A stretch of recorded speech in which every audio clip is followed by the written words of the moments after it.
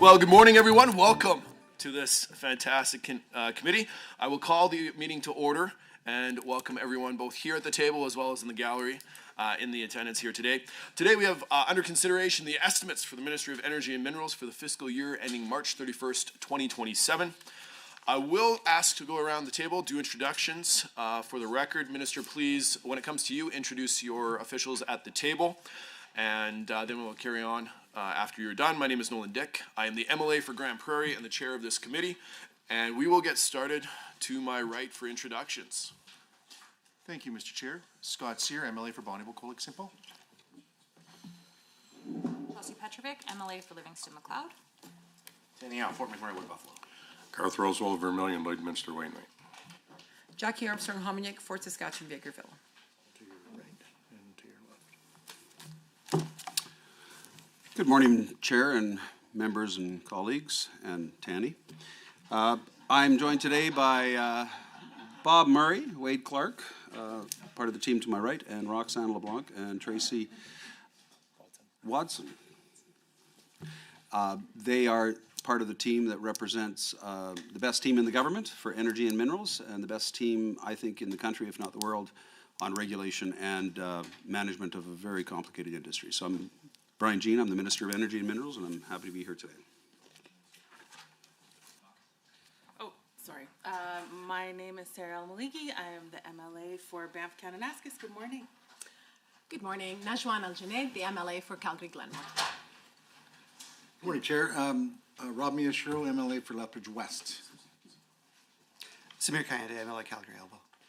Okay. Excellent. We have no one participating on remotely, so we will go from there. I would like to note the following substitution for member Sweet, Dr. El-Maliki. I think I got it right. Excellent. So she'll be subbing in for the meeting. A few housekeeping items to address before we turn to the business at hand. Please note the microphones are operated by Hansert staff. Committee proceedings are live streamed onto the internet and broadcast onto the Alberta Assembly TV. The audio and video stream and transcripts of the meeting can be accessed via the Legislative Assembly website afterwards. We have no members remotely. If somebody pops on, we will deal with that then. Please set your cell phones and other devices to silent for the duration of the meeting. If they go off, I will be forcing somebody to make a donation to their favorite charity. Depending on how loud it is, will dictate how much. Speaking rotations and time limitations. Honorable members, the main estimates for the Ministry of Energy and Minerals shall be considered for 3 hours. Standing Order 59.01 sets out the process for consideration of main estimates and legislative policy committees. Suborder 59.01 sub 6 sets out the speaking rotation for this meeting. This is available on the committee website, as well as there's hard copies in the room if you would like that, or for more information you can email or talk to the clerk. Feel free to do that. For each segment of the meeting, we will be asking the minister as well as the member if they would like to go back and forth or block time. Both have to agree, otherwise it will be at the direction of the minister. Okay. This is where I need members' attention just for a little bit. I would like to do a 5-minute break, the clock in the middle of our estimates, and the clock will continue to run during that period. So does anybody oppose having a break? Perfect. We're going to have a 5-minute break. I'll call that about halfway through. Ministry officials, at the direction of the minister, please, you can address the committee. Ministry officials seating in the gallery, please come up to the mic and microphone, introduce yourselves, and speak if you are called upon. For those, anyone not at the table, and you need to share any information with any official or with a member, that we have pages available. They do a great job for you to share information. Please don't approach the table. That's not allowed. Points of order will be dealt with. We'll see how it goes. We've been a great committee so far and had limited points of order. At the end of 3 hours, the meeting will run out, and that will be the committee. Any written material that is needed, Minister, in response to any questions raised during the main estimates should be tabled by the Minister in the Assembly for the benefit of all members.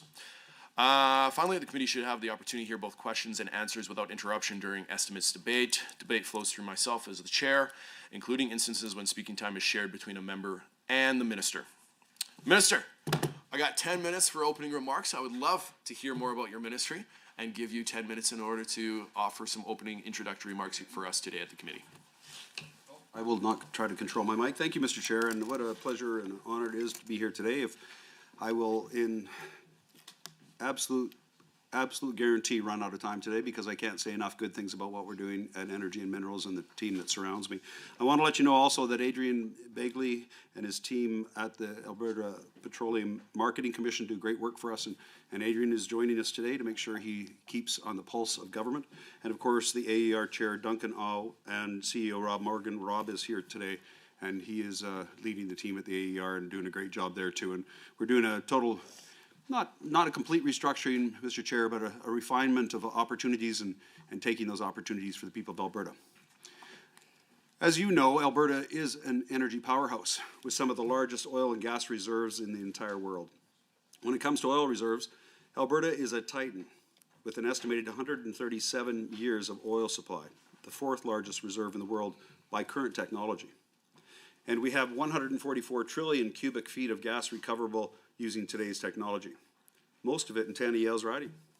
So it's no surprise that energy development has long been a key driver of Alberta's economy. Supporting prosperity for people across the country, resource royalties are truly one of the Alberta government's largest revenue streams and one of the ways we build hospitals and roads and all the things that we need to do, helping absolutely fund essential public services that all of us rely on, such as healthcare, all social services, and education. In fact, the ministry generates more than 20% of the Alberta government's total annual revenue. This year, we expect to generate more than $13 billion in non-renewable resource revenue, which is expected to grow to more than 16 and 17 billion in the following 2 years, and we're hoping and very optimistic for the years following.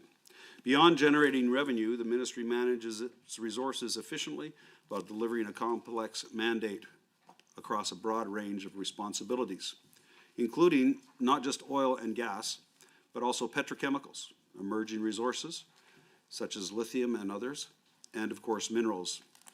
I'm excited about the future, especially as more countries look to Alberta as the safe, secure, and responsible energy supplier that the world needs.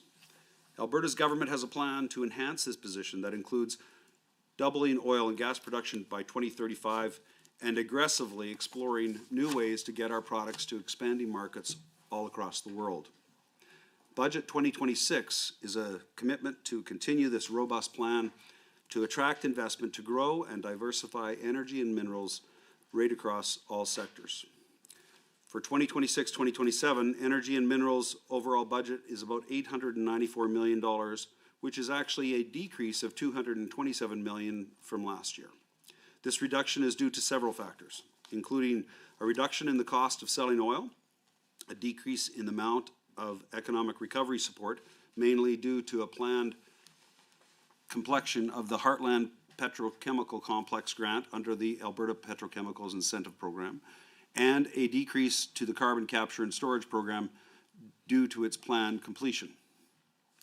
Budget 2026 continues to invest in the Alberta Petrochemicals Incentive Program, work on the mature asset strategy to extend the productive life of a mature asset, and leverage infrastructure to generate economic activity in parts of rural Alberta.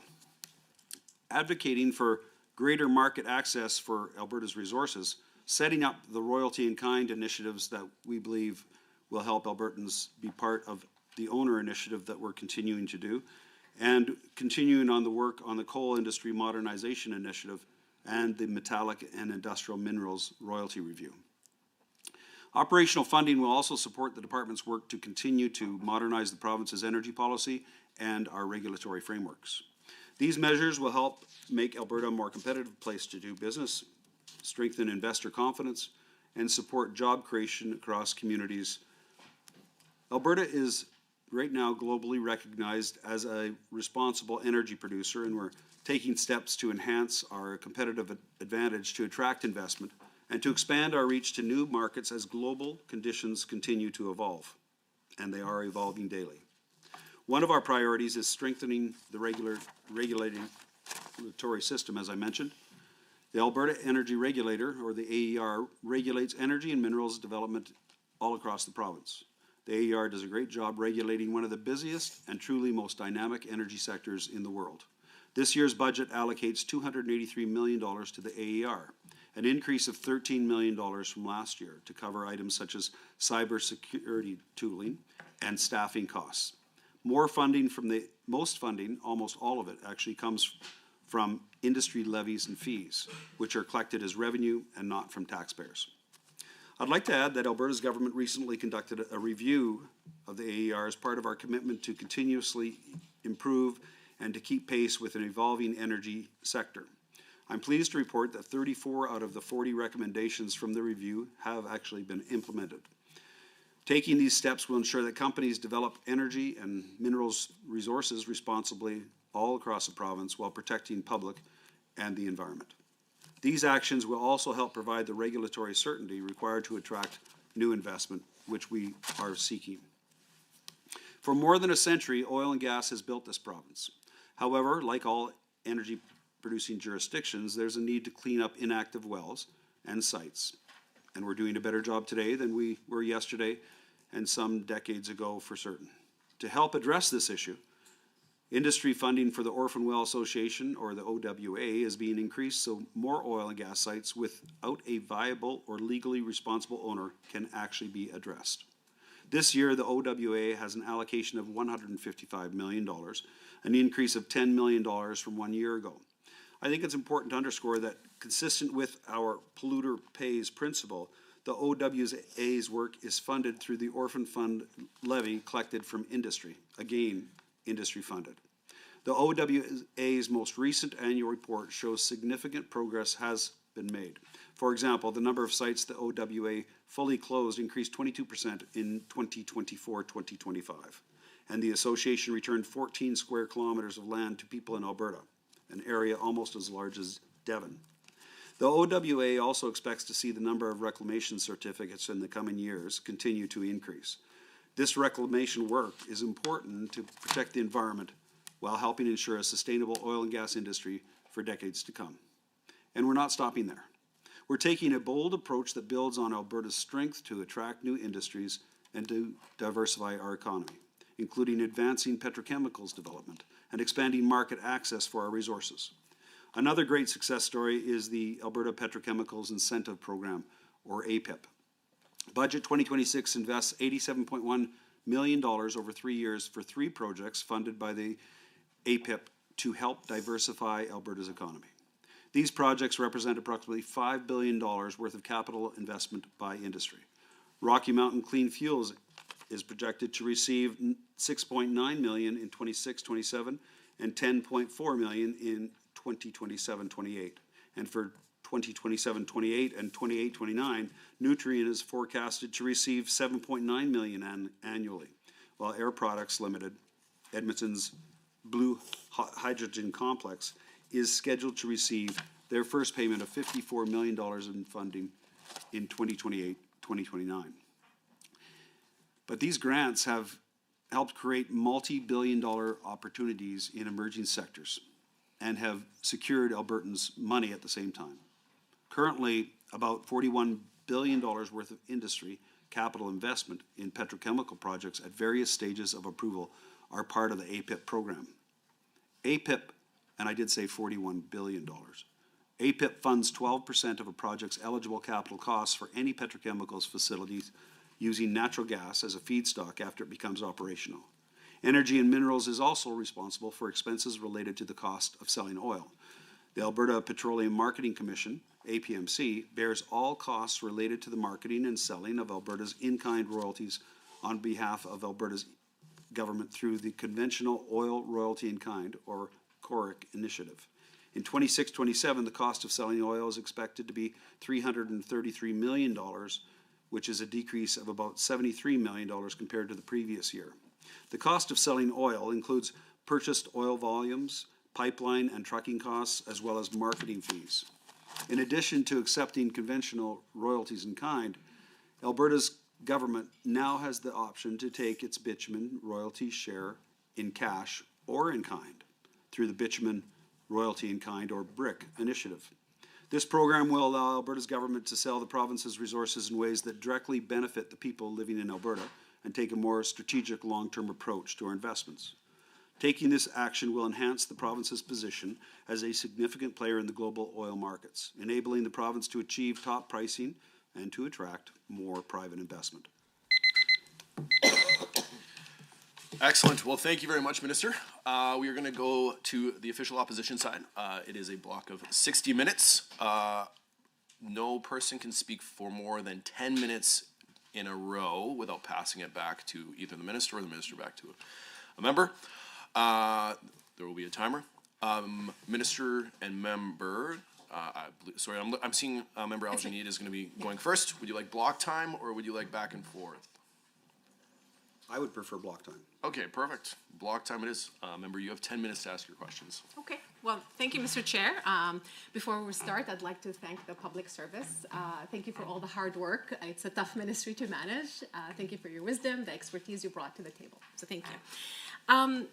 Mr. Chair, I'd like to start with objective 1.1 on page 55 of the business plan on the crude oil pipeline to BC. Always when we talk about pipelines, it's also a good time to thank Rachel Notley's government for building the Trans Mountain expansion with the federal government, increasing our export capacity via the Pacific by 300% and diversifying our markets beyond the U.S. Now, for objective 1.1, of course, we've been here before. When Northern Gateway pipeline was announced, as the project was reviewed, the BC Premier at the time declared her intention to obtain a fair share of the economic benefits from that pipeline to BC, suggesting transit fees on oil flowing through the pipeline as a way of getting BC's fair share. However, it turned out that BC's ability to tax transit fees on Alberta's oil passing through BC is non-existent under Canadian laws and under the Canadian Constitution that governs inter-provincial trade. Through the chair, given that the budget includes $7 million of a feasibility study of a bitumen pipeline to BC on page 89 of the fiscal plan, does this study examine risks? Because 88% of businesses surveyed by the Calgary Chamber say Alberta separation talk is hurting them.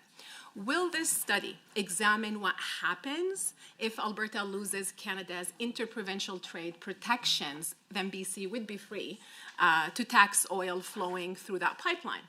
And 83% of the businesses said that the impact is negative, including delayed or canceled projects, Mr. Chair. And the minister, will the minister rule out having the government or an ABC, like the Alberta Petroleum Marketing Commission mentioned on page 54 of the business plan, taking any equity stake in the pipeline or committing bitumen royalty in kind barrels to the pipeline, which means effectively transferring risk to Alberta taxpayers in order to incent potential investors to step forward despite this added risk? The Canada-Alberta MOU mentioned on page 30 of the fiscal plan requires that Canada and Alberta work on the pathways partners to enter a trilateral MOU by April 1st of this year to deliver a multi-phased approach to reducing emissions focused on CCS, solvent-based replacement, or other actions to reduce emissions intensity. Through the chair to the minister, April 1st is literally less than 3 weeks away. Is this trilateral MOU ready to be signed? When will it be shared with the public? And speaking of CCS, the minister already spoke on ASIP, but many companies applied in 2024, and it is 2026, and companies are still waiting for this government incentive program. So what's the update there? In fact, why is the capital grants funding being reduced from $36.4 million in last year's budget to nothing in the coming fiscal plan, as per page 93 of the estimates? I'd like to go back to all the risk that the government seems to be downloading on taxpayers. That's us, Mr. Chair. Page 59 of the business plan shows that $333.1 million cost of selling oil. That's page 90 of estimates. The cost of APMC selling crude on behalf of the department. This figure will certainly increase as the APMC moves beyond the marketing of the crude oil revenue in kind CORIC and into the marketing of the new bitumen revenue in kind BRIC. Through the chair, why is the government continuing to expand APMC and its staffing under a take-in-kind royalty model that has grown increasingly bloated, despite producers opposing the structure for decades for efficiency reasons alone? what kind of expertise and talent have the government hired to manage this complex trading at APMC? What are these people being paid? Is this a market competitive rate? Are they employees or contractors? And will contractor compensation be disclosed as well? And what is the size of this BRIC program mentioned in Objective 1.2 on page 55 of the Ministry's business plan?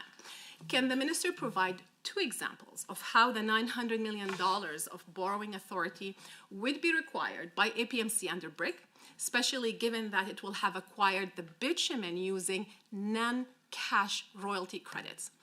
Why does the Minister think the government can add value here? Oil and gas companies have dedicated departments for oil trading and marketing, Mr. Chair. These are very sophisticated, trained traders. I worked in the industry for 15 years, Mr. Chair. So why does the Minister think the government can compete with the private sector? The government shouldn't be trying to outtrade professional oil companies. Why does the Minister think the government can sell oil directly to India, for example, instead or better than the private sector? And with the US-Israeli war in Iran, we've seen a shock in the system and a shock to oil prices, with prices moving as much as $25 a day. The tanker shipping cost alone increased significantly with the war. And it's not only the turbulence in the oil prices, it's that turbulence along the value chain. Why does the Minister think that APMC has the sophistication and the expertise to manage all these risks? Does the APMC have access to the same proprietary market intelligence, blending strategies, counterparty data, and transportation and storage optionality that producers and marketing companies use to optimize netbacks? And if not, how can it credibly claim to outperform them? Producers are being penalized for forecasting errors, Mr. Chair, and required to manage multiple purchasers from a single well, which adds an operational complexity and erodes the net backs for both the producer and the Crown. Some producers have threatened legal action over these penalties. So why is the government inserting itself into a complex commercial marketing system in a way that both industry and the Crown know reduces overall value? And how does direct commodity trading by a Crown agency align with a government that has stated its preference for privatization and letting the markets work and take the risk of capital? And can the Ministry calculate APMC netbacks versus producer netbacks to show if this strategy actually works? Has it done its calculation, and will it be provided? Mr. Chair, besides BRIC, the government now wants also to start a gas royalty in kind program as per Objective 1.2. Can the Minister confirm whether the government plans to create another Crown corporation like APMC to run this GRIC program? What is the size of this GRIC program? Will it apply to all gas royalties or only a portion? How will this be decided? Does the Minister understand that when government takes oil or gas instead of cash, the province and frankly taxpayers, that's us here, are now exposed to more risk? The risk of price fluctuation, transportation bottlenecks, and bad timing in the market. Does the Minister recognize that when things go wrong, companies would still get credits to set against their royalty obligations, but it is the Alberta budget and the government revenue that would take that hit, which affects schools, healthcare, education, all the public services we have, and even taxes. Can the Minister explain why he thinks the government knows best here and is introducing a gas royalty in kind program? Can the Minister tell us whether he and his government are also considering a coal royalty in kind program or not, especially that he's developing a new coal policy? And my question remains the same here, Mr. Chair. Why does the government think it is competent enough, has all the right talents and expertise to do commodity trading and compete with the private sector on the same commodity sale here? And would the Crown agency trading on natural gas be aligned with the government? How does this Crown agency trading on natural gas be aligned with a government that has always stated its preference for the privatization and letting markets allocate capital and risk? And will producers have the ability to opt out from penalties. What would motivate a producer to want to be part of this GRIC program? Many questions to you, Minister. Excellent. Well, thank you for the many questions here, member. Minister, you have 10 minutes to respond to questions here. Thank you. Well, thank you, Mr. Chair, and I thank the members. I don't know if I mentioned it, but I cut myself shaving because I was so excited about coming here today. I just want to say, first of all, that I was actually here in these buildings in 2015, and the Rachel Notley I remember in between her time of protesting pipelines and supporting the federal Trudeau government with the tanker ban, and I don't know what pipeline she built, but I will certainly say that when I was here, Rachel Notley was one of the leaders of the protest movement on any new bitumen pipeline to anywhere. And I remember that clearly. But notwithstanding that, we are in a political system and we get what we vote for. And I believe long-term that we're going to see some real changes from the MOU. I think very positive changes for the people of Alberta, people of Canada, and frankly, the people of the free world. Let me say how proud I am of the Premier and her eagerness and willingness to defend our energy sector.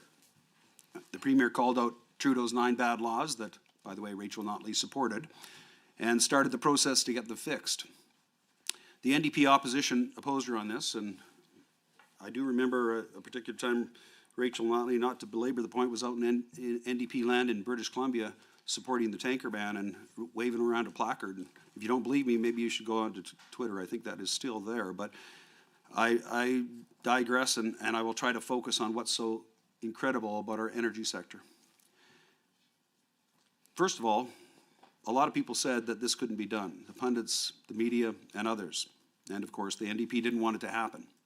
But the Premier was able to convince Prime Minister Carney, and we, together with our incredible team at Energy, were able to convince our counterpart, Minister Hodgson, and work with them, and I do give them credit. They recognize that Canada can and should be a global energy superpower, something that Prime Minister Stephen Harper has called for in the past, and many other great leaders. Prime Minister Carney and Enerca and Minister Hodgson's understood that our allies want and need our oil and gas desperately. There is a business case for LNG across the world. There is a business case for an oil pipeline to the west coast of Canada. In fact, there's a business case for 2 or 3 large pipelines to the west coast of Canada.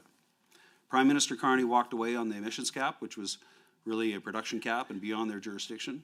The PM actually agreed to fix the Impact Assessment Act's application to Alberta. We are a significantly different market than other jurisdictions in Canada. He agreed that the clean electricity regulations would hurt Alberta because of our market and canceled them for Alberta, which makes a lot of sense economically and for the people of Alberta. He recognized that TIER is the best emissions scheme in the world and that they would work with Alberta. And that's an Alberta, made in Alberta solution. He recognized we had done the most on methane emissions and that Alberta has the expertise to continue leading what the federal government should and could stay out of this. The MOU, which is so much more than an MOU, is an amazing agreement for Albertans and future generations. It will pay dividends for our children and our grandchildren. So that answers a little bit of your questions in relation to the MOU in particular. I'm going to go on to a little bit about pipelines and how it's going with our friends in BC. And, you know, Minister Dix called me up a couple days ago and we had a really good conversation about the future of energy and on a number of different fronts. And I'm pleased to talk to him. I have a chance to talk to him quite frequently now. And I think we've got a good relationship there. And we, you know, families compromise. And right now we're compromising on a number of issues. And I think our compromises on both sides will be very good for the people of Canada.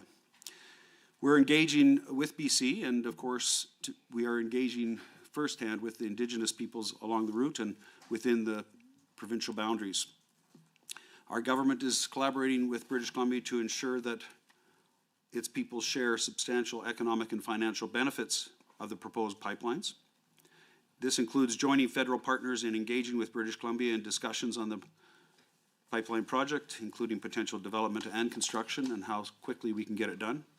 The government is also committed to working with BC on other areas of shared priority, including something that the people of BC are very interested in, the construction of a large transmission interties with British Columbia and Saskatchewan to strengthen the ability of Western power markets and to supply low carbon power to oil, LNG, critical minerals, agriculture, data centers, and carbon capture, utilization and storage industries in support of their sustainability goals that governments are requiring. Alberta views BC as a partner in our national export strategy focused on lasting shared prosperity, and we're working together with all levels of governments to try to make things happen as efficiently and effectively as possible. I think with the geopolitical situation ongoing, we will see more cooperation from more levels of government, and I think it's only a good thing.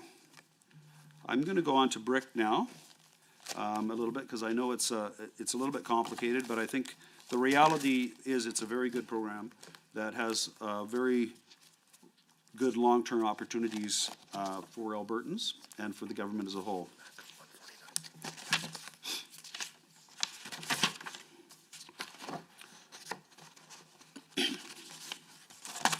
Great to see you, Mr. Yeo. Now, BRIC doesn't have a line in the budget because we're not yet using it. And we may not use it if we can't find a deal that makes commercial sense. But we hope and expect we will. We're working to foster value-added oil sands development and use royalty bitumen barrels to stimulate value-added activities such as upgrading, refining, and petrochemical development. We're looking for a lot more investment all across the province. The result would be incremental investment that would create economic activity and jobs from capital project construction and operations. This would positively impact Alberta's long-term economic sustainability and diversify the product portfolio produced in Alberta while allowing the province to hedge its bitumen commodity risk. And remember, Alberta, the people of Alberta own 20% of this product. And I would just say to you, in relation to something you mentioned, risk and risk profile. And the truth is that we already carry the risk. The people of Alberta already carry the risk, and that risk and the control and decisions surrounding that risk are made by third parties that don't have the best interest of the people of Alberta at hand. And that's why we can continue to have the risk, but now we can actually make decisions and hire people to make really good decisions for the people of Alberta long-term on this resource and this asset that belongs to them. APMC will strategically negotiate advantageous deals, influence market trends, cultivate Alberta brand loyalty, and ensure production growth matches access to existing and new markets. Ensuring the dependable delivery of barrels is APMC's responsibility as a government entity, and its brand benefits from the consistent and internationally recognized quality that we're trying to build and that we think we can build. Full integration with Crown Production empowers the APMC with strategic and operational advantages, enabling greater control, cost efficiency, profit maximization, risk management, as I mentioned, and competitive positioning. The government of Alberta controls the assets and owns the resources, and we should have more control on what happens to those resources. We're going to do this carefully and take baby steps, very prudently.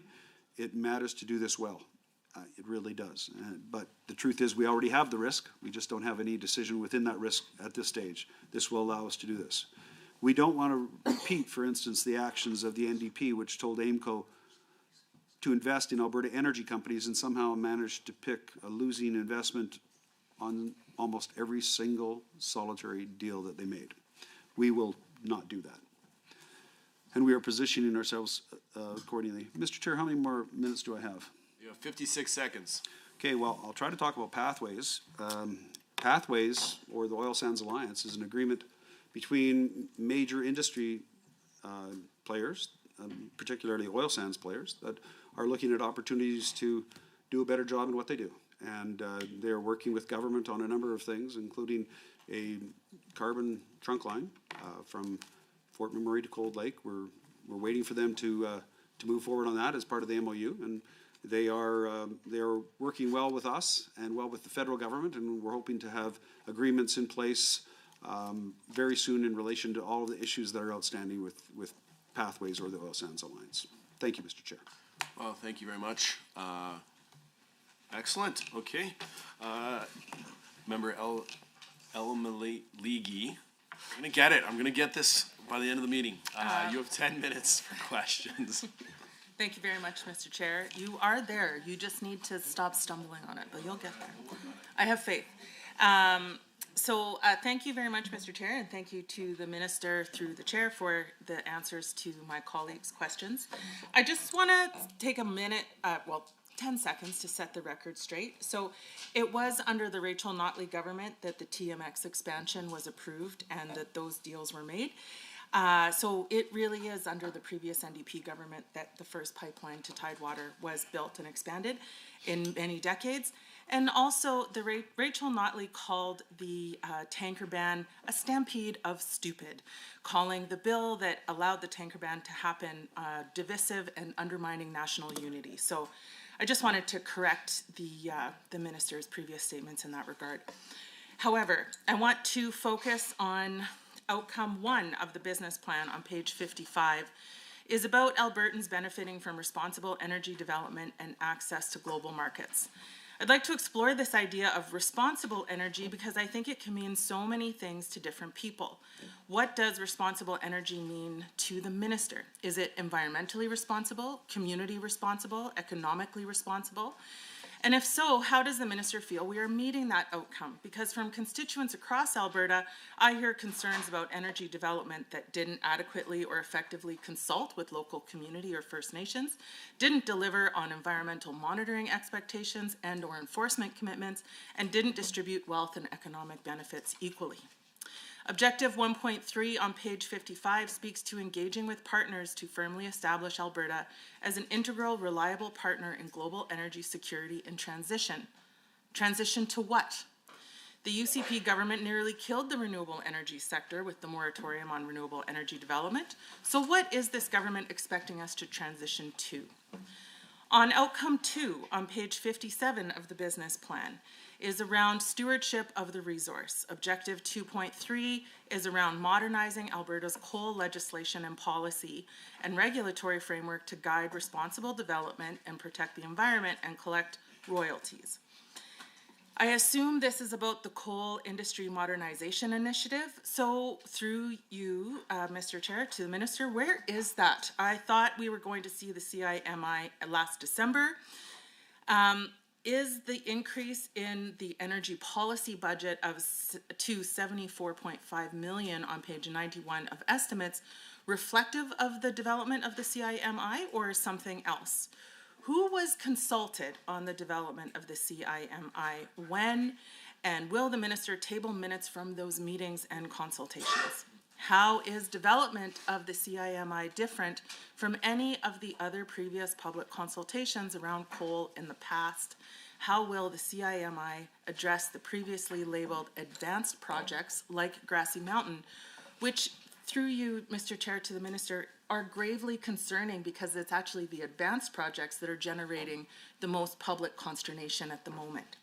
Why is this government so committed to coal development when the research clearly shows the environmental risks are high, the economic benefits are low, and Albertans on a whole clearly don't want it, as has been reflected in nearly every broad public consultation that has occurred since 2020? With the previous decisions this government has made around coal policy and exploration, a high degree of inconsistency was challenging for many companies, and they took legal action and sued the government. Why were settlements settled for the amounts that they were? The Mines and Minerals Act allows the minister to cancel a coal agreement, quote, when the minister is of the opinion that any further exploration for or development of the mineral is not in the public interest, end quote. If this is the case, then compensation is the sum of the amount paid to the Crown as application fees, rental, and the company's exploration, any development costs, anticipated reclamation costs, and interest. Basically, the amount of money the company has spent to date. Yet, the government settled for so much more. So, for example, Atrum and Montum are the two settlements that have been paid. The total incurred claim from Atrum was 47 million, but the settlement was for 142.8 million. Montum had a total incurred claim of 15 million, but the settlement was for 95 million. There are other settlements that remain outstanding, Mr. Chair, and I'm not quite sure where in the budget those settlement costs are reflected, so that's one question. But the big question here, Mr. Chair, is why did the government settle for so much more money than was actually owed or legislatively required? How much money will the government settle for the settlements that remain outstanding? And based on the expenses incurred, stakeholders calculated less than 100 million for both Cabin Ridge and Valerie Blackstone, which are two of the settlements that remain outstanding. The contingency budget for energy is 14.3 million for 2025-26 and nothing for 2026-27.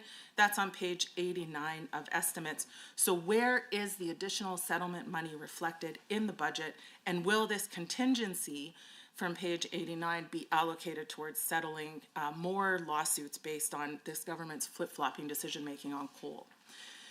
For my remaining 4 minutes, I want to focus in on the AER and process. So the Alberta Energy Regulator performance indicators are reflected in performance metrics under outcome 2, specifically performance indicators 2B and 2C on page 58 of the business plan. Performance indicator 2A is around the AER regulatory compliance. The highest level of compliance from inspections is 79% in 2020 to 2021, and the latest measurement was 75% for 24-25. That means that compliance is decreasing since the UCP came to be in government. Why? Also, if only 75% of inspections are compliant, then 25% are not. Why? That is a quarter of projects that are not compliant. What happens when projects are not compliant? We have seen that in the past few years, the AER has been delinquent in its duty to Albertans to enforce existing regulations and processes. The AER appears to have ignored a direct ministerial order to protect rural municipalities and prevent struggling oil and gas companies from obtaining new licenses, because it approved the transfer of 170 oil and gas wells, 30 related facilities, and 47 pipeline licenses to Mega Energy in September 2024, despite the company already owing unpaid taxes in the millions. Why? That directly contravenes a ministerial order. That is just one example, Mr. Chair. The AER stopped enforcing gas flaring limits last year after receiving pressure from the Alberta government and industry. The AER did send letters to 20 companies in 2024 threatening to enforce flaring limits, but then they never followed through. And then in 2025, they just canceled flaring limits altogether. There is, again, evidence of government interference, with the government urging the AER to take a softer tone. Why is the best regulator in the world urged to take a softer tone when they are doing their job? The AER canceled the public hearing for Valerie Resources coal project north of Grand Cache after receiving a letter from the minister demanding the hearing be canceled. This not only calls to question the independence of the AER again, but also the ability of the AER to even enforce their own processes. Why is the minister sending any letters to the AER telling them what to do? Why was the public hearing for Valerie canceled? Why has this government engaged in closed-door secret meetings with our energy regulator, the AER? Sure. Well, she's been speaking 23B. She's also doing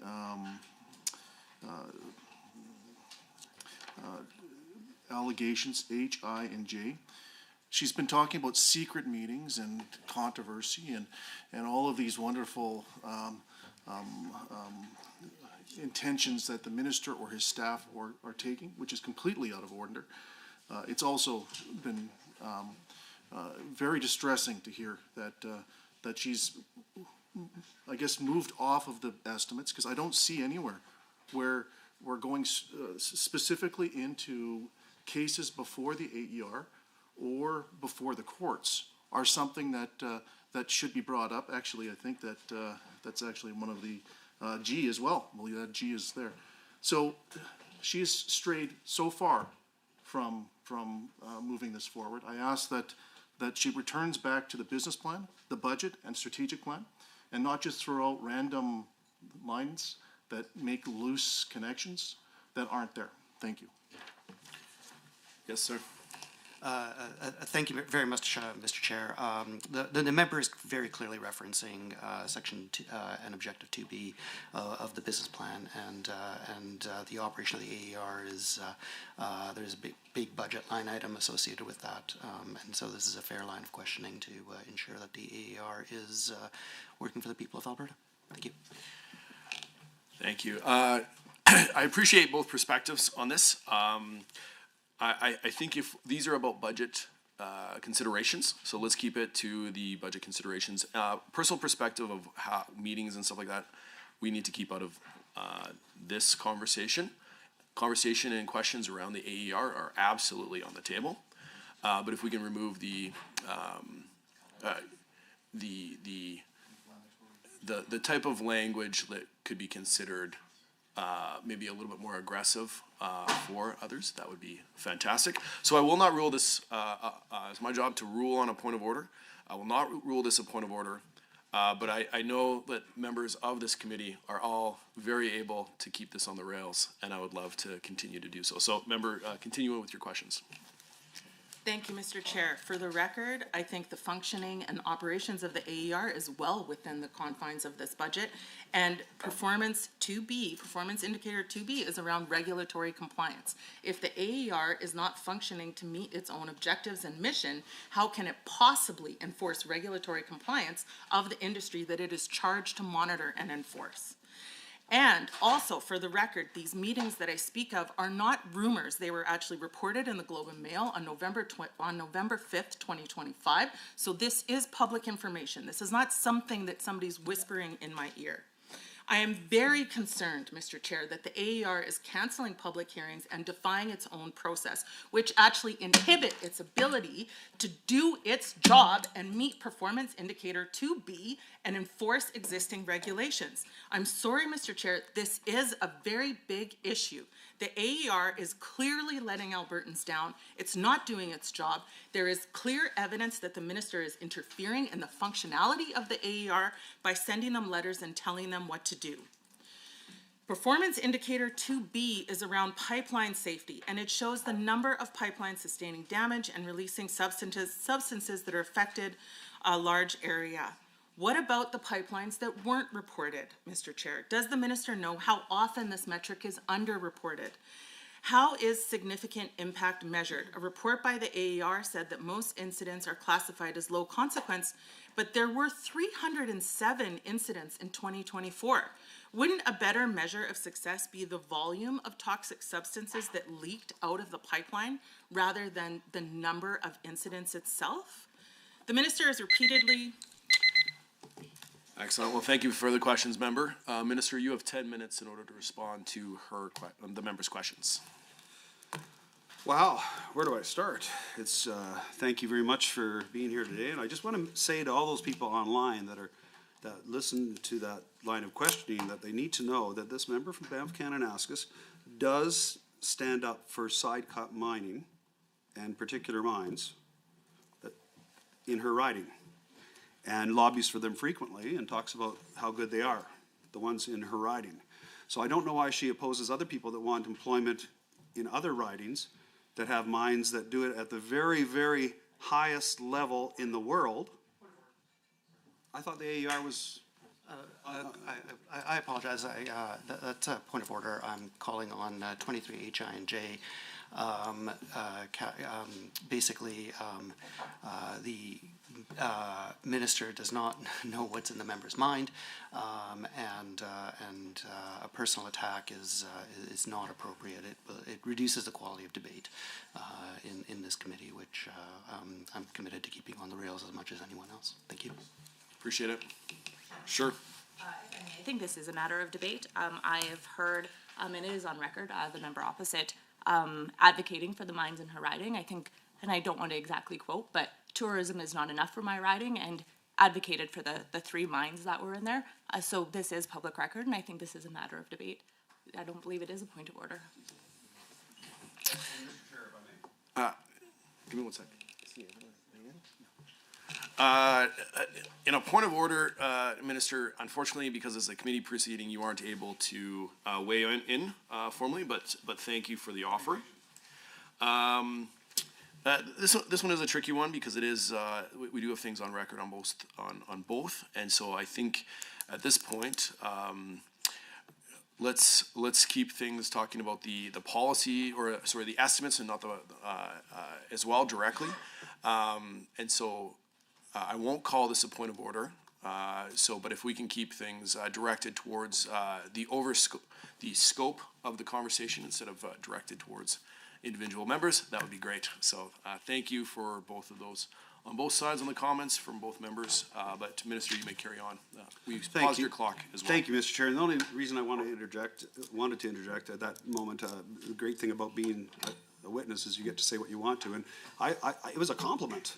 I wasn't insulting the member, I was complimenting the member, because I think there's nothing more important in this province than the energy and mining sector. And Mr. Speaker, I think it's so important for us to work together with other members to get things done for our province.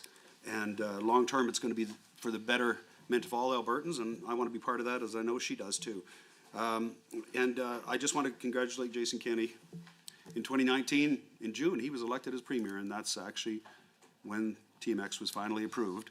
And I'm not going to get into that debate, Mr. Chair, because the record is very clear in relation to all of these things. But I do think the truth is that we're all on the same side trying to do things in better ways for Albertans. And right now we need to focus on helping our allies. There's a tremendous geopolitical scenario unfolding in front of us where people are under real threat of harm. Now, for years, people have ignored the opportunities to end poverty, energy poverty in the world, by getting our energy to Tidewater and then to people that do not have any opportunity for living the quality of life that we do. Mr. Chair, I don't know if you're aware, but 8.5 million people died last year from burning dung and wood and coal and other substances that killed them. 1.4 million, I think, in India alone. We can export our natural resources, which we have in abundance, get paid to do it, and have a great quality of life. And I know the members from the NDP want to do that because they realize what's going on in the world, and there's much worse things than exporting oil. And we see that in both the actions of Russia and China. And I think we have an obligation to support our allies around the world as quickly as humanly possible. Our goal is to have enough pipeline capacity to take our resources east, west, north, and south. We want to sell oil into the world and want to sell more oil to the rest of Canada. Can you imagine that Canada, Eastern Canada, Canadians buy oil and natural gas from other sources? We just saw Australia transport natural gas, LNG, to the east coast of Canada, and we should be ashamed of that. We want to sell natural gas to Canada and the world, and we can. We need to get more pipelines to the west coast. That is the most economical and natural opportunity for us. Our pipe companies do an amazing job. Our private sector are some of the best in the world, and they have amazing progress optimizing our pipelines and monitoring them for safety and other things. Getting the most delivered product through the same pipe is something they're getting very good at. Trans Mountain Expansion Project is in service and operating at full capacity, and it made a huge difference. It kept differentials narrow. It found us new markets in Korea and India, China, and even Alaska. Now they're burning our oil from Fort McMurray in Korea.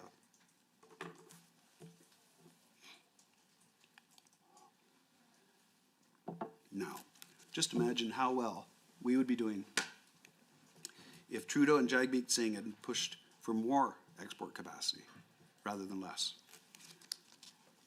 We're working hard to get a deal with the Carney government for 1 million barrels per day to the West Coast. And my ministry is determined to find more pipeline capacity. We're talking to all the pipeline companies about what can be done to optimize their pipelines and to maximize the use of current pipelines to find the way to get things moving faster with more quantities. We're talking about which are the next batches of pipelines that make the most sense and how to get those in the queue. We're talking about what types of permitting and regulatory changes can make pipelines easier to build and safer to build and more environmentally friendly.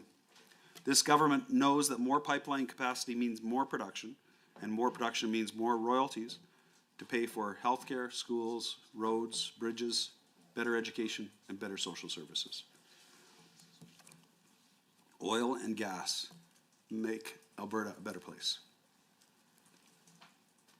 Now, I had a few questions there. I'd like to talk a little bit about the Indigenous engagement that we're doing. I'm really proud of our industry and how well it's done in relation to Indigenous engagement and Indigenous partnerships across this province. Let's talk about AIOC, the Alberta Indigenous Opportunities Corporation. Notwithstanding this is not my file, the truth is that it has backstopped almost $1 billion in loan guarantees for equity purchased by Indigenous communities.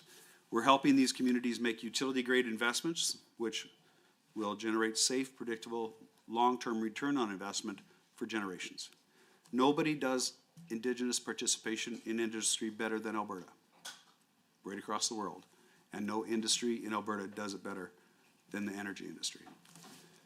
So that is a story about Alberta's success in Indigenous consultations and partnerships, and that success is being emulated in other parts of Canada, and I believe that other parts of the world are looking at our successes on that front and emulating it as well.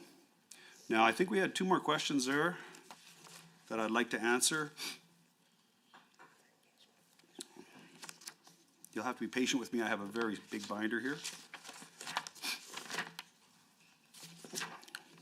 And I think my friend Roxanne got me sick this morning. I'm not sure about this. It's going to have to back away from the table. I hope you can pause my time for a minute, Mr. Chair. I don't want to lose the opportunity to answer this member's questions. Excuse me. All right. Let's talk a little bit about the federal engagement and provincial jurisdiction. As the members know, there have been some governments in the past that have not worked well with the federal government and Alberta. And, you know, I would just suggest to you to say at this stage that we recognize the need to work together. And after a lost decade, the ministry is building a new foundation to grow Alberta and Canada's energy economy. The government of Alberta will continue defending the province's constitutional jurisdiction and our economy, which are closely linked. Advocating for regulatory certainty is absolutely essential to move things quicker through the process and have the same due diligence throughout the process. Let's not forget that Section 92A of the Canadian Constitution came into existence in 1982 because the federal government tried to infringe on Alberta's natural resources jurisdiction in the past. We need to be diligent. We are and do have a fiduciary obligation to the people of Alberta because this is their asset. Alberta owns its energy resources under this Constitution, and the government has the exclusive jurisdiction to develop and manage these resources, as well as to make laws about exporting non-renewable natural resources. But that means we have to work with the federal government because of our laws having some conflicts from time to time, and the best way to get things moving is to work together to have good communication and to make compromises for the people that you serve. Our government has successfully pushed back against the unconstitutional 2019 Impact Assessment Act, which set out to block oil and gas infrastructure development. Alberta is working to phase out emissions, not oil and gas, and we can and have done that very successfully. The province is calling for a coordinated national effort to build the infrastructure that will secure Canada's future. This includes working with other jurisdictions and fellow provinces to advance nation-building projects that are important to all of us. And as I have mentioned at the federal table, working together as a family doesn't always mean you love each other, but you always get along to have a better result in the future. The government of Alberta continues to collaborate with other governments, and I will tell you that we have great relationships with most of the provinces, and we are speaking to them frequently about how we can help them have success with energy projects, whether it's New Brunswick for natural gas or other jurisdictions with how things are done through regulation or how things are done by companies. We even try to match them up with Alberta companies that have successes on the particular issue they're interested in. The government of Alberta will continue to push back against overreach that threatens Alberta's economy, our standard of living, while calling on the federal government to provide stability and make sure we have open lines of communication to get real success. And this includes working with other jurisdictions, including British Columbia, Saskatchewan. And I will tell the table that I spoke to Minister Hodgson this morning, Minister of Saskatchewan Connolly this morning, we have frequent discussions about many different topics on how we can work together to make Canada a better place. Thank you, Mr. Chair. Thank you very much, Minister. Looking forward to. Okay, Member Aljanid, you're up for the next 10-minute segment. All right. Thank you, Mr. Chair. I'd like to start with page 57 of the business plan on the Alberta Energy Regulator funding to regulate the safe, environmentally responsible development of subsurface resources. Mr. Chair, Alberta is facing a crisis in the cleanup of conventional oil and gas wells. And instead of keeping promises to Alberta landowners, many companies declare bankruptcy after they've made profits, leaving massive liabilities on private lands. The AR presentation from 2018 suggested that conventional liabilities are closer to $100 billion. Pipeline liabilities are around $30 billion, and $130 billion for oil sands liabilities, bringing the total to a shocking $260 billion. And this is a conservative number. This number was never refuted, and it doesn't even factor inflation in. In the total upstream liability in Alberta, the AR only holds between 1% to 2% of that range in financial security to cover these defaults. That's like renting a Ferrari and then crashing it, knowing you've only got a couple of grand in the bank to pay the damages. In other sectors, we call this bad faith acting. Under this government, we call this business as usual. The province needs real solutions to this multi-billion-dollar cleanup problem. Instead, the Executive Council called up longtime friend David Yeager to lead the government's mature asset strategy in Outcome 2 on page 57 of the business plan. Mr. Yeager was quite public about being a special advisor to the Executive Council and the Premier. He showed up with the ministry's chief of staff in public meetings representing the mature asset strategy. To date, Mr. Yeager has been paid a total of $422,000 in non-competitive government procurement processes. According to Mr. Yeager's website, he is the top fundraiser for the Premier's leadership bid, encouraged her to seek leadership, and was appointed to serve on the board of the Alberta Energy Regulator by the Premier herself. So through the chair to the Minister, is it possible to serve as a political advisor to the Premier, help draft a new oil and gas industry regulatory strategy, like the mature asset strategy, serve on the board of a supposedly arm's-length energy regulator, all while offering private consultancy services to the industry he's meant to help regulate without any conflicts of interest? This is my annual reminder to the Minister, Mr. Chair, that the Alberta Energy Regulator is a regulator. It is a quasi-judicial agency. It runs hearings. It is an administrator. It is a rule maker. It enforces the rules. The AR has a sizable budget of $282 million as per page 57 in the business plan and page 90 of the fiscal plan. These are not small potatoes, Mr. Chair, so why is the government blurring the lines between the political office and the regulator? Mr. Yeager's contract ended in February 2026. Through the chair, is Mr. Yeager still involved in working on any government work or energy policy at the moment? Are there any plans to extend David Yeager's contract, especially now his board position has been extended to 2031? Yes or no? If yes, what would his responsibility be? The rural municipalities of Alberta have been very critical of the mature asset strategy, the process itself for being one-sided and not grounded in evidence. In the response to this final report, they said, and I quote here, most of the goals in the report are heavily focused on changes to broadly benefit industry with no considerations of risks or impacts on other stakeholders. Landowners are furious of the prospect of using taxpayer dollars to clean up the private industry's mess. Legal experts from the University of Calgary call the mature asset strategy smoke and mirrors and not a strategy. And why are there R-Star lobbyists working at the Premier's office? What is the role? Do they work with Mr. Yeager on the mature asset strategy and in his capacity as an AR board member? And just a reminder, Mr. Chair, R-Star is a bailout program to incentivize the cleanup of the orphaned wells in the province using public money. And Mr. Yeager was one of the main public advocates. So I would like right now to understand what is the status of the mature asset strategy. Mr. Yeager put together 21 recommendations. So which recommendations is the Energy Ministry and the AAR working on? Has the minister created Harvestco and ClosureCo mentioned in the Mature Assets Report? What is the financial setup of these organizations? Are they crown corporations? More crown corporations. RMA is concerned that the Harvestco concept may lead to public funds being used to acquire and operate low-producing assets.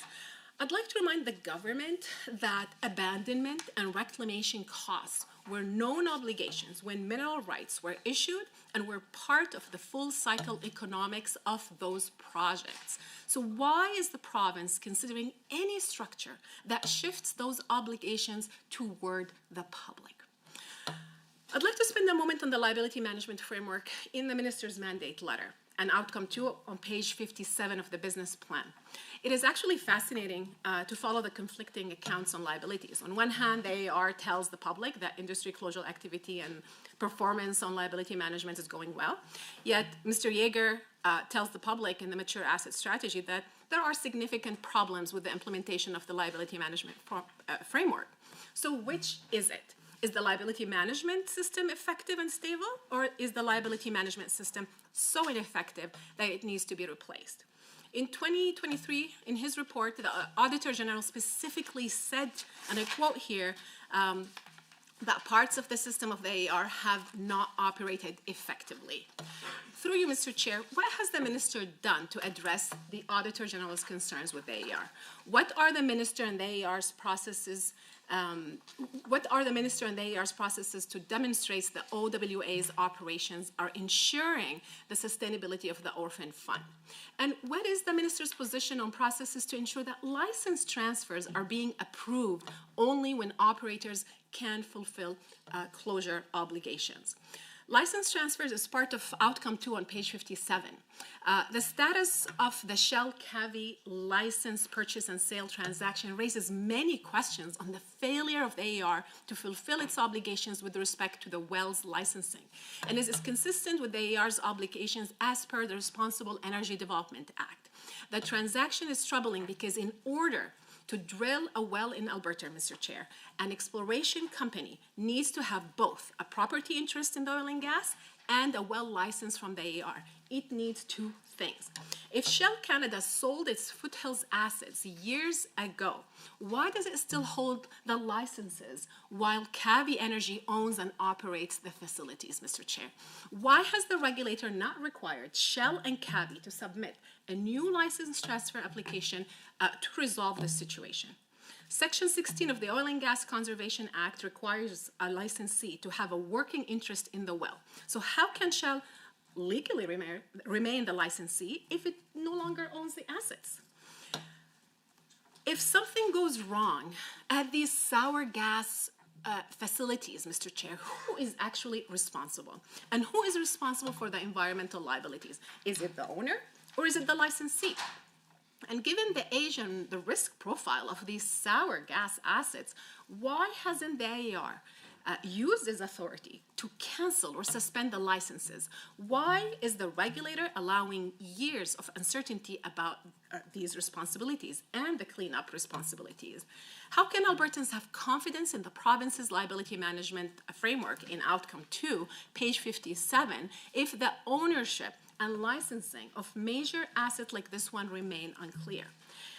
Does the minister believe the AAR is meeting its statutory obligation to ensure responsible development of Alberta's energy resources? Is the minister prepared to direct the AAR to resolve this issue as permitted? It is permitted under the Responsible Energy Development Act. Does the government believe the current arrangement complies with provincial law? Or is the regulator ignoring its own legislation, Mr. Chair? And what steps has the government taken? Like, what are the specific steps that the government has taken to resolve this regulatory uncertainty around this transaction? For years. We're talking about more than 5 years now. Through the chair, does the minister believe it is acceptable for a company that no longer owns or operates wells to remain the legal licensee? Many questions, as usual. And this is, again, I want to remind here, Mr. Chair, it is consistent with the AER's obligations as per the Responsible Energy Development Act that says to provide the efficient, safe, orderly, and environmentally responsible development of energy resources and mineral resources in Alberta. What is the minister's position here on improving processes to ensure licensees comply with legislation for industry to manage risks for suspended, abandoned, remediated, and reclaimed sites? So thank you, Mr. Chair. Member, well timed. Minister, you have 10 minutes to respond to questions. Thank you. Or, sorry, you have about 5.5 minutes. I apologize. To respond to questions here. All right. Well, Mr. Speaker, the first thing I'd like to do is take 10 seconds to talk about what the NDP did for mature asset strategy in Alberta and to fix some of the liability management issues. So,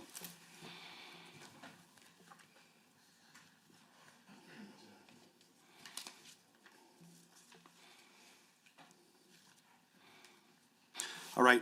Now that we've talked about that, Mr. Speaker, I'd just like to talk about Mr. Yager and an expert in oil and gas in Alberta, and a journalist and an author, and somebody that we're very fortunate to have work for the people of Alberta. And I thank him for taking this significant pay cut that he has in order to volunteer his time in part to the government and the people. So I'd just like to say that first of all. And you know, the AER, the first thing we did was we, as a government, took the AER, removed the NDP appointees that had been there for almost 4 years and had been running a private for-profit scheme while they worked and collect a wage from the people of Alberta. A ridiculous scenario, sir. So the first thing we did was we took the AER and we changed the management and board structure and put some people in it that were actually experts in the fields that we need them in, and that were arm's length from the government as far as relationships, make sure that they were the best people in their field that would work for the people of Alberta, and we've seen significant progress. So what have we done? We have taken a total look at what the NDP did and done pretty much the opposite, Mr. Speaker and Mr. Chair, and I think it's done great things, and I think we're seeing really good things. And I'd like to thank the AER and all the people that work for the AER for their service for the people of Alberta. It's arm's length from the government. They make their decisions on the best interest of the people based on the best people that are on the board. But the truth is, Mr. Speaker, we have a great relationship with them because they're so important to us. And I appreciate all the work they do and what the department does in connecting to them. Now, what I'd like to do is talk a little bit about something that the member brought up in relation to mature asset strategy. And because managing the growing number of mature oil and gas assets or wells that are near or past their end of life is a problem facing oil and gas producing regions right around the world. And it's very important whether it's on reserve or off reserve. There hasn't been a great job done by a lot of previous governments in relation to this. These assets include wells in current production, inactive wells with production potential, and orphan wells. In late 2024, the province engaged stakeholders to help inform the development of a mature asset strategy. 6 working groups were established where stakeholders and subject matter experts reviewed aspects of mature assets and liability management. Taking a leadership role to address these mature assets really will help Alberta grow the economy, will attract investment, create export opportunities, and enhance the province's reputation as a responsible energy producer that cares about the environment and what's left behind. Encouraging ways to keep mature wells producing will provide direct and indirect economic and social benefits to all Albertans, including municipalities and landowners. The truth is that the oil and gas industry support a lot of things we do, right to baseball teams, to municipalities, to taxes, for all the great things we take for granted. But we have an amazing quality of life in Alberta, and much of it is thanks to them. Placing a priority on repurposing some of these oil and gas sites really will help encourage other opportunities such as small-scale liquefied natural gas or artificial intelligence data centers. We're looking outside the box as much as we can to find those opportunities. I want to express my appreciation to the Premier for having the courage to take this issue head on. The NDP didn't do anything. Many governments don't. The Mature Asset Strategy report was made public in early April last year when the government has accepted almost all of its recommendations. Lots of work is happening in this area, and you'll notice you haven't got a lot of criticisms on the report because the report is good and the recommendations are excellent. And I'd like to thank those members and Dave Yeager for his leadership on that file. Now, let's see what other questions I can answer for you. Awesome, I like that one too. All right. Since they started in 2002, the OWA has actually decommissioned nearly 8,200 wells and received nearly 3,300 reclamation certificates. And I can assure you, after reviewing the process, it's not an easy thing to get. With over 3,500 other sites reclaimed and awaiting vegetation to be established. The province is actively supporting the OWA in its important work. Recent enhancements in the role of the OWA, including legislative changes, have strengthened its ability to clean up wells and sites, and we're trying to be innovative and creative on these. In recent years, the government of Alberta has loaned the OWA $335 million to stimulate economic activity and employment, along with helping clean up orphan wells, which are so important to so many people. Excellent. Well, thank you so very much, Minister, for that response. We are now turning over to the government side. No member, once again, can speak for more than 10 minutes at a time before turning it back over for both the minister and the member. And then we will, I mentioned prior that we will do a quick break. We won't do it after the government side. We'll do it after the next block from the official opposition. And that way it's timed with the other committee meeting. So, Member Rosewell, I believe you're up first. Good, thank you very much. Oh, and sorry, just minister and member shared time or block time? I'm expecting block time, but minister, do you prefer shared time or block time? What do you prefer? Well, we can go block time. I know that's what you're used to. No, with you, I'm happy to go any way you want to go. It's the chair. I consider him Mr. Chair on everything, so. Yeah, well, we'll do block. Okay. So I want to get back to federal-provincial relations, and there's been some talk about that so far, and I just want to give you an opportunity to expand on that.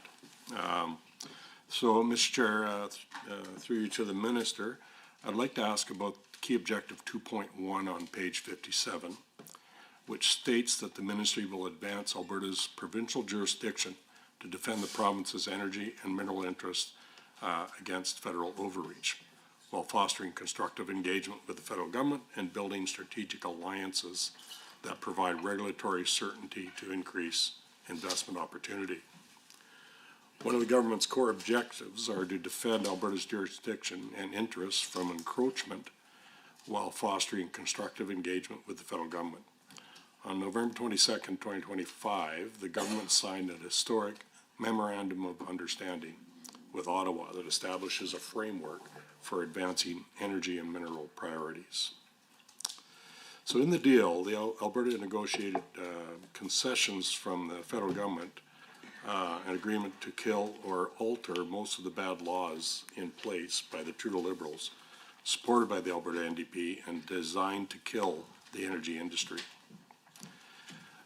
Some of them were the oil and gas production cap, which you've talked about a little bit, the job-killing clean electricity regulations, which you've also mentioned. One that maybe you might have a chance to talk about is the greenwashing amendments to the Competition Act. And that was effectively a gag order on the industry. And we have more work to do with the federal government, but I can say we're off to a great start. So I'd like you to be able to expand and speak a little bit more about the Memorandum of Understanding with the federal government and the importance of this agreement to Alberta and to the energy and mineral sector. And on top of that, it's good to have these things, where they're,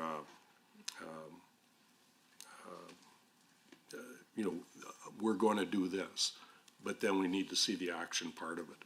And so I'd like you to be able to discuss the next steps in the energy partnership with the federal government that relate to the commitments of the MOU. If there's timetables that you can mention, that'd be great.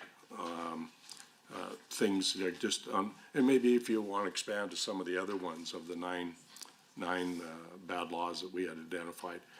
Feel free to expand on that. And, you know, talk about this MOU, how it impacts Alberta, how it'll help Alberta and Canada going forward. And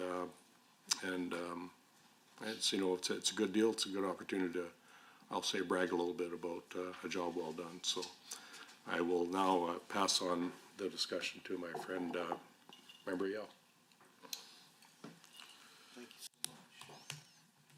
Go back. Sure, if you want, yeah. I guess we can go, sorry, how does this work? Yeah,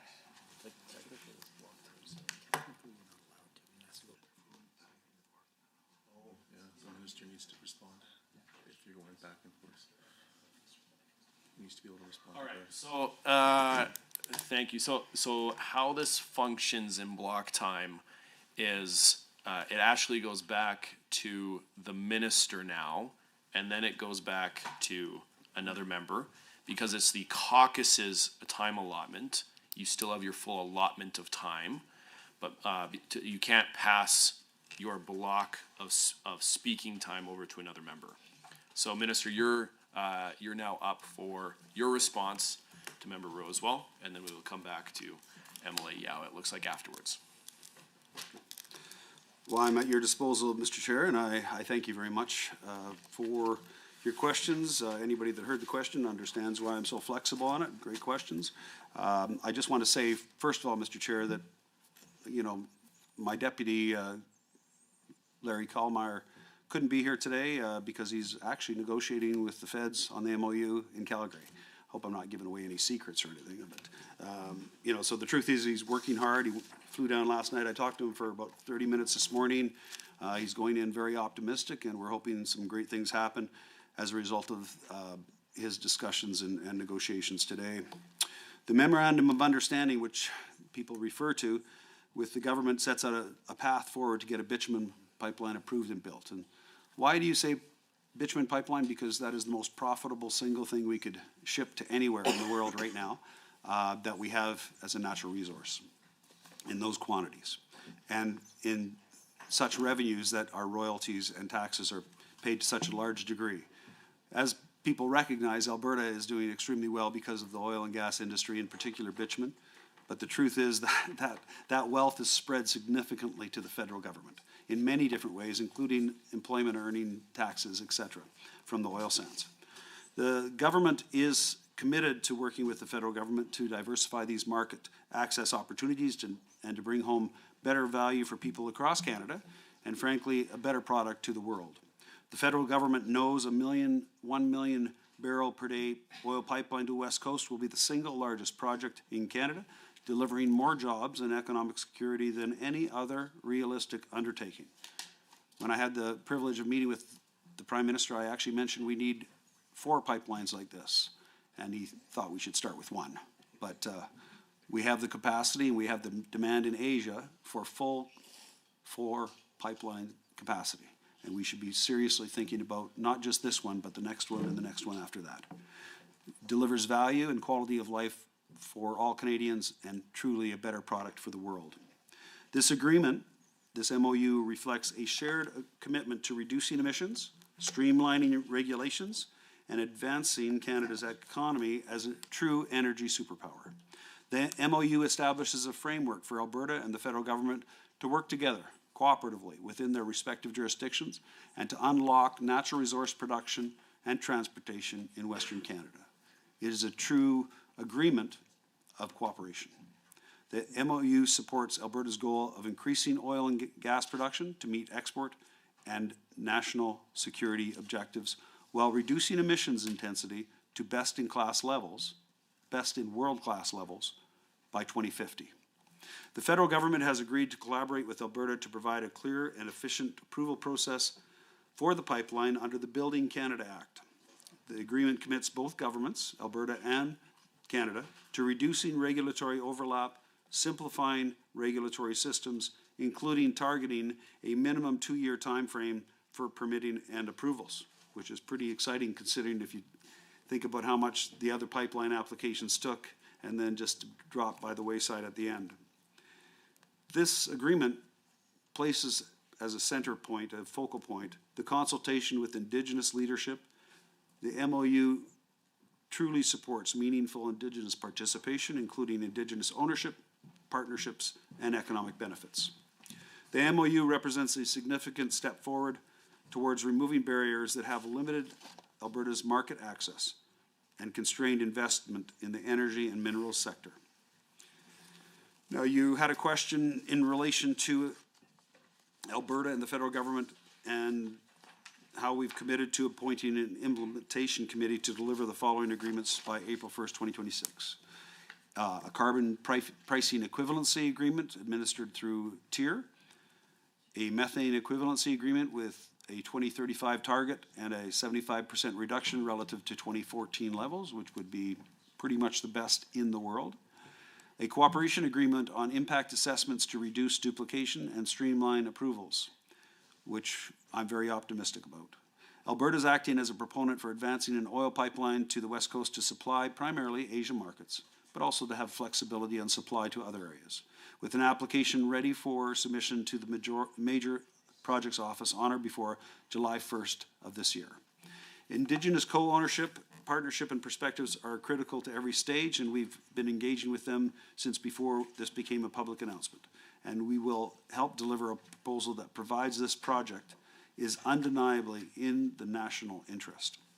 Alberta will advance supporting policy actions committed to under the MOU, including, and I won't be much longer, MLA Taniel, so you can get some questions in. But I would like to say that extending the MOU includes extending the Alberta Carbon Capture Incentive Program to support large-scale CCUS projects, including the Oil Sands Alliance, or previously known as Pathways, implementing a policy framework to incentivize large investments in AI, data center development by July 1st, 2026, and collaborating with the federal government on a nuclear generation strategy to be finalized by January 1st, 2027. We're actually engaging with the public right now on that, and if people are listening and want to have their say, please engage with the government of Alberta on your thoughts on nuclear. As Alberta's and the federal governments move forward with negotiations on a revised tier carbon pricing model and agreement, the province must avoid creating an overly aggressive carbon pricing system that makes Alberta's oil and gas resources uncompetitive. I hear it no matter where I go, in Houston or Washington or Toronto or Fort McMurray. If we're not competitive, nobody will buy our product. And so we must keep that as regulators and administrators and legislators at the back of our mind at all times, and recognizing how important it is.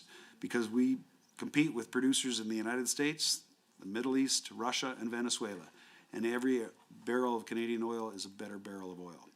Alberta and the federal government will continue working together to streamline that regulatory process and target a maximum 2-year time frame for permitting and approvals wherever feasible. Thank you, Mr. Chair. Excellent.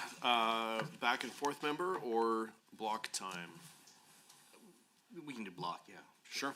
Go ahead, member. Thank you so much, Chair, and through you to the Minister. Thank you to you and your entire team for all the hard work that you're doing. You're creating the revenues for this province, and we appreciate all that hard work. The mandate structure found on page 53 of the business plan notes Alberta is operating in a rapidly changing global trade and economic environment, including increased competition for investment involving supply chains. This shapes everything we do at the federal level in the U.S. with our U.S. engagement.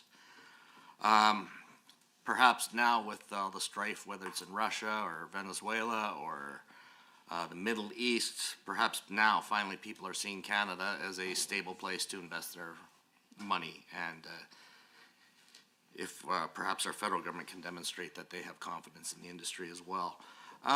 My questions kind of revolve around the advocacy work that you do with the Americans and with other groups like China. I'm blessed to be part of our team that engages with the Council of State Governments, the American Legislative Assembly, if you will, that discusses a lot of stuff. And what I found, though, is when we go down to those, our federal counterparts never once in all the meetings I have been at mention energy in any way, shape, or form. And our Alberta consulate folks reminded me that, well, technically speaking, the resources might be a provincial jurisdiction. But my point was I was extremely disappointed that our federal government doesn't seem to really represent us in how we get our products out. And so I find that absolutely frustrating. So I guess what I'm wondering is, what is the advocacy work that you have to do in regards to oil and gas compared to our federal counterparts? And what is your approach to the U.S. tariffs on our oil and gas? I find it frustrating that they would tax that because they benefit so much. If I understand correctly, based on at least last year's oil prices, they purchase approximately $100 billion of our product annually, and they turn it into $300 billion worth of, in a retail mode, I guess. They flip it, and they refine it, and they triple the value of it, and they benefit from that greatly. How are you addressing, how are the discussions regarding these tariffs? And finally, I'm just wondering, we need more competition. I know we're trying to find other markets. I'm worrying about China. Just from an environmental perspective alone, if we were to sell them our products, we could help wean them off coal and lower global emissions in a significant way. So I'm wondering if you can just talk a little bit about your international endeavors, please. I think you answered most of the questions, though, with good questions. You're absolutely right. I think the most important thing we can do is communication, and I think that goes for the federal government as well as our friends and allies across the world. People don't know the products we have, and when you're the fourth largest in oil, and with BC the ninth largest in natural gas, and lithium the third largest, it's pretty neat. But if you only have 5 million in population compared to what's going on in the rest of the world in one of 200 or so countries, it's pretty hard to get the communication going. So I think that's why we have to be engaged. And the Premier has actually opened up some offices in different regions across the world to make sure that engagement is about our products, not the federal government's products. Because the federal government is responsible for, the second largest country in the world, a country that has very diverse and very different needs and manufacturing bases as well as natural resource bases. So the truth is that I think the best thing we can do, Mr. Yao, is to communicate continuously with the federal government to identify why we're different and why we need different things, and we are. It's just as a result of years of, for instance, an electricity system. We don't burn coal. Other jurisdictions, all the jurisdictions across Canada, as far as we're pretty much burn coal, except for maybe a couple. We don't do that. We have a private sector instead of a publicly driven electricity grid. In the United States, it's no different. When I went down there, I was shocked at how little people knew about our oil and gas sector, our critical mineral sector, and just generally in Canada. They'd heard about it, but most of them think that often we live in igloos or different scenarios because of the nature of our lack of exposure and their lack of exposure to us. I think the best thing we could do is actually continuously engage with our counterparts in the U.S. at every single level. And we have a great team right now that's doing it. James Rajat used to be there, and he did an amazing job. And as you know, Nathan, our former speaker, is down there, and he's, I'm sure, doing an amazing job from everything I've seen. He's engaged and working hard, and that's what we need to do there. We need to have a clear voice at every level in the U.S. and to make sure that every country knows what we're doing. I'm going down to CERAWeek here, I think, next week. They all wrap up. I was in Toronto last week and talking to the people there about the different things we have here in Alberta. And it's amazing, even the bankers don't know what we have, and many others don't know. But now they're paying attention. I had an opportunity to speak to the equivalent of the Deputy Minister of the Economy of Germany a couple of years ago in CERAWeek, and he was absolutely shocked at what we had and was writing notes vigorously. And now we have appointments just about every year with folks from or directly or indirectly related to that conversation and others that we've had there. Because people now know that we have the product, they're coming here. I met with several ambassadors over the last week talking about our energy and our lithium and how we can cooperate and different things and how to get it to Europe in particular. One was from Ukraine, and they just want to build a pipe. In fact, they'd like to have 3 or 4 with different products. And we'd like to do that, supply our allies, because the world would be a much better place if our products could get to market.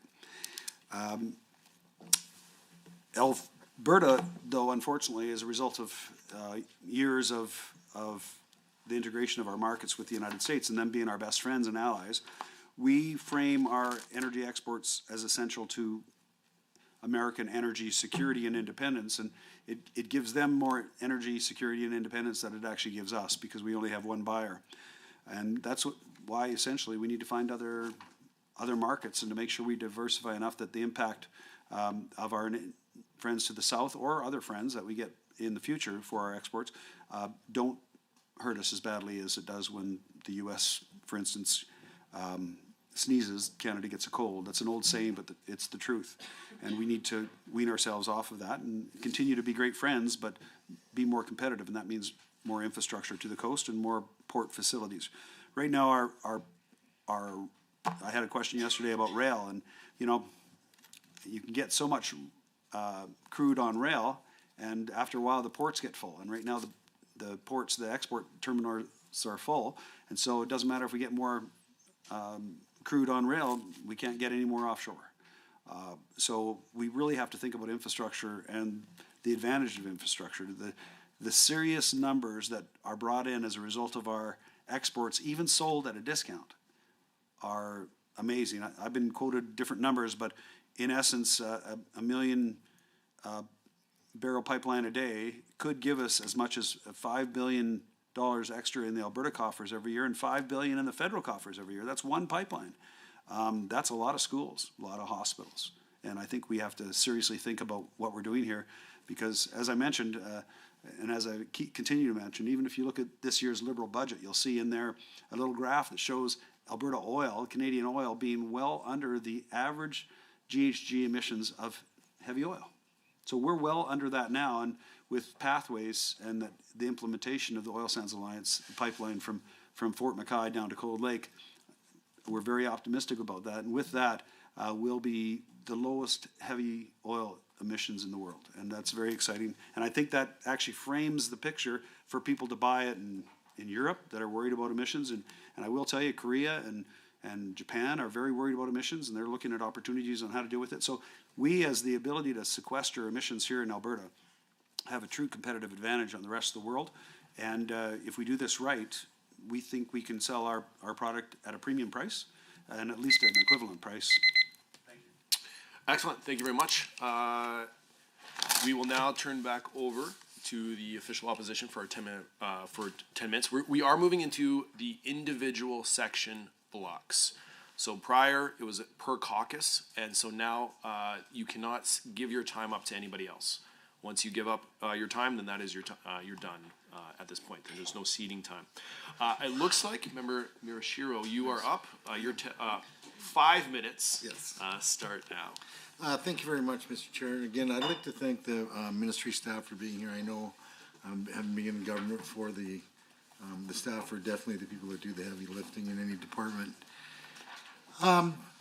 Mr. Chair, according to the Statement of Operations on page 59 of the Ministry's business plan, the AER will receive over $250 million in funding in 26-27, and yet it has consistently failed to use the powers available to it to encourage companies in the oil and gas sector to pay their taxes. This is a special interest to me as the Shadow Minister for Municipal Affairs and a former municipal councillor.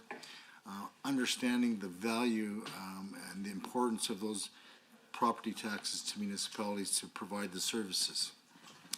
The RMA, or Rural Municipalities of Alberta, has conducted a number of member surveys identifying that as of December 31st, 2024, at least $253.9 million of municipal property taxes have gone unpaid by oil and gas companies.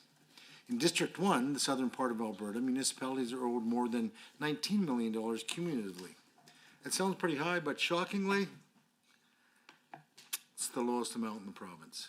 District 5, in the northeast corner of the province, and partially represented by the minister and some members on this committee, over $100 million is owed in unpaid taxes. In fact, the municipalities that is owed the most money is in the minister's constituency. That unpaid tax burden is becoming increasingly uncollectible. Just 40% of the owed taxes are owed by companies that are still operational.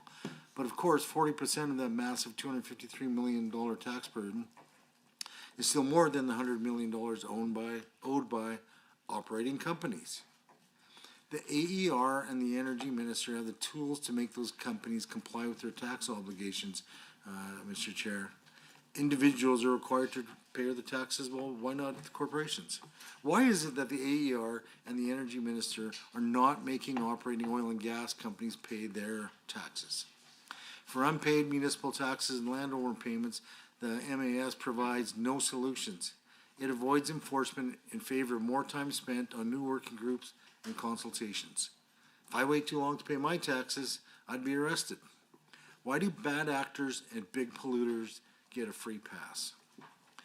Rural communities and landowners have already waited decades for real solutions that make polluters pay their bills.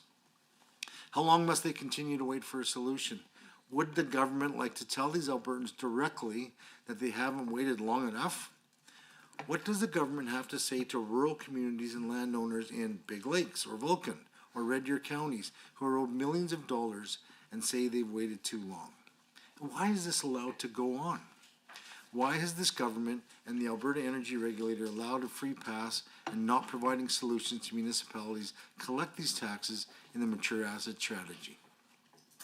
In 2023, the Energy Minister authorized the AER to block the transfer of new well licenses to companies with municipal tax arrears over $20,000.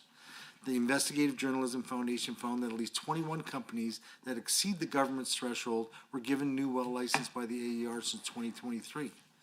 In 2024, there were 130 companies owing more than $20,000 to municipalities, yet 15% of them were able to transfer well licenses. Can the minister explain how the AER is ensuring that the ministerial order is being enforced and companies who own municipalities are not able to acquire more licenses to pay property taxes on? Kara Westerland, president of the RMA, told the St. Albert Gazette, "How did this happen? Why are you allowing it? And what are you doing to stop it?" So I asked the minister to answer those questions. Why does the regulator not enforce the rules, and why does the ministry allow them to do so? The AER has also let many oil and gas companies get into worse and worse debt to municipalities. One company, Blue Sky Resources, owed one county $28,000 in 2021, but 3 years later, they owed 15 counties almost $3 million. In one of those years, 2023, the AER transferred 407 well licenses to that company despite that debt.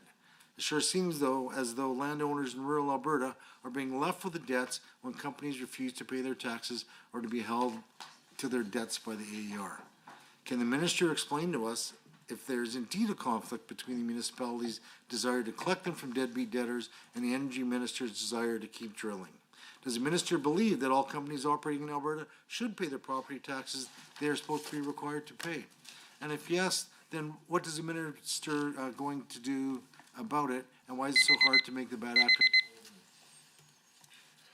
Excellent. Well, Minister, you are up for the next 5 minutes here.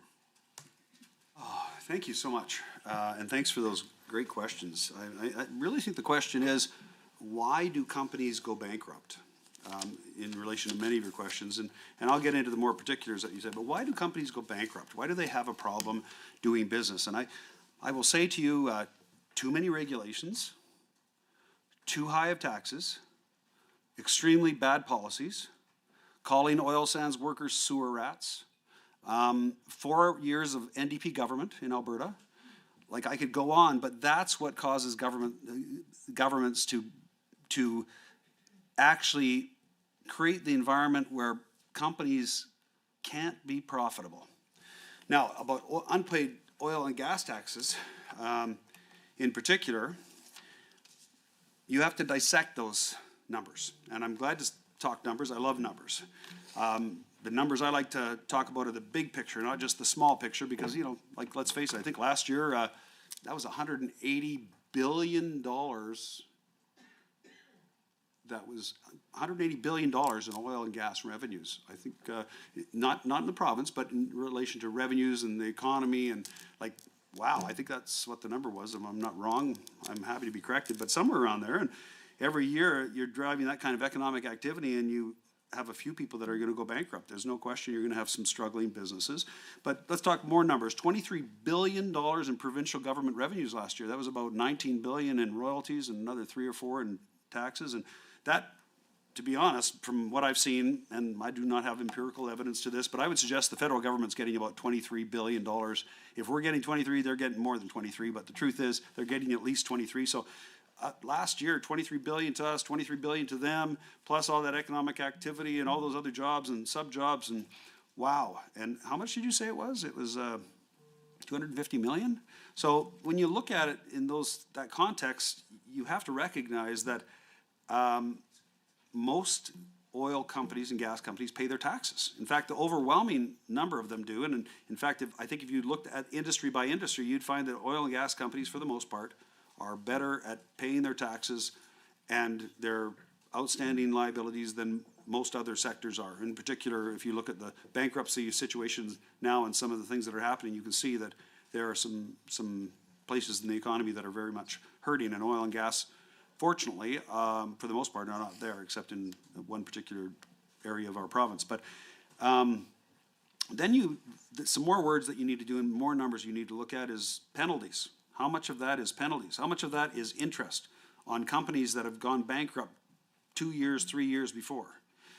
So when you talk about my town, you're right. There's some unpaid oil taxes there. I know of a couple, and I've talked to the mayor about it. But again, out of my town, I think $130 billion comes out of that, and $100 million in unpaid taxes does not seem like a significant number when you consider that's an accumulated number over time. So that's what I would say. And we do understand why municipalities are frustrated by overdue property taxes owed by some oil and gas companies. And in some regions, it's more than others. And I think we all have an obligation to be more diligent in relation to our responses and to signal those companies that are going through difficult times. But the best thing we can do as a government is to create the environment where they can succeed, which means less taxes, less regulations, better regulations that are smarter, and being efficient. And as I said earlier, the taxes are being paid, and in fact, about 1.7 to 1.8 billion in municipal taxes are paid by the energy industry each year. So roughly 50 million in unpaid taxes a year is not really a giant problem, except in the areas obviously where it's owed.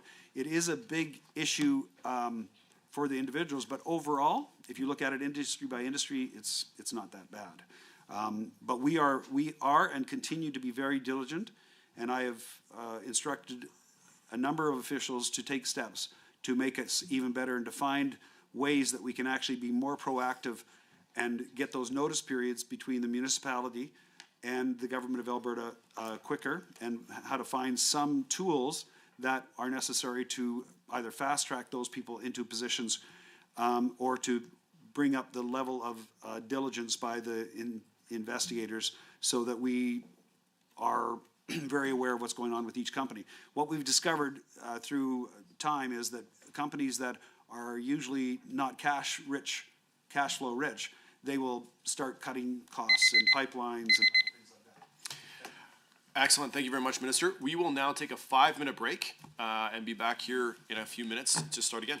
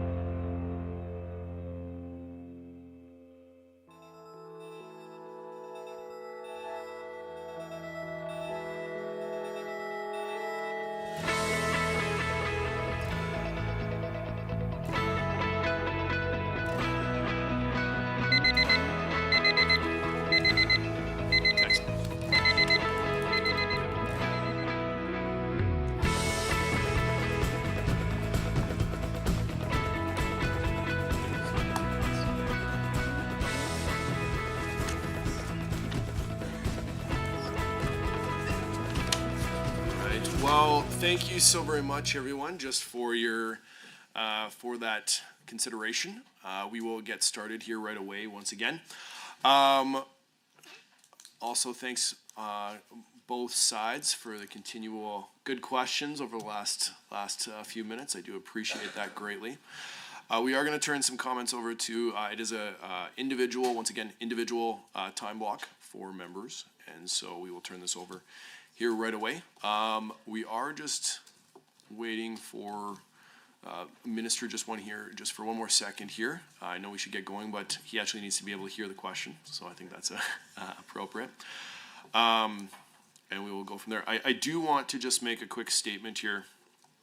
Any questions that are facing backwards are appropriate to ask in PAC meetings and not in estimates. Estimates are forward-facing questions. So PAC is an opportunity to look over the past year's budget on how that might be pertained and how that money was spent.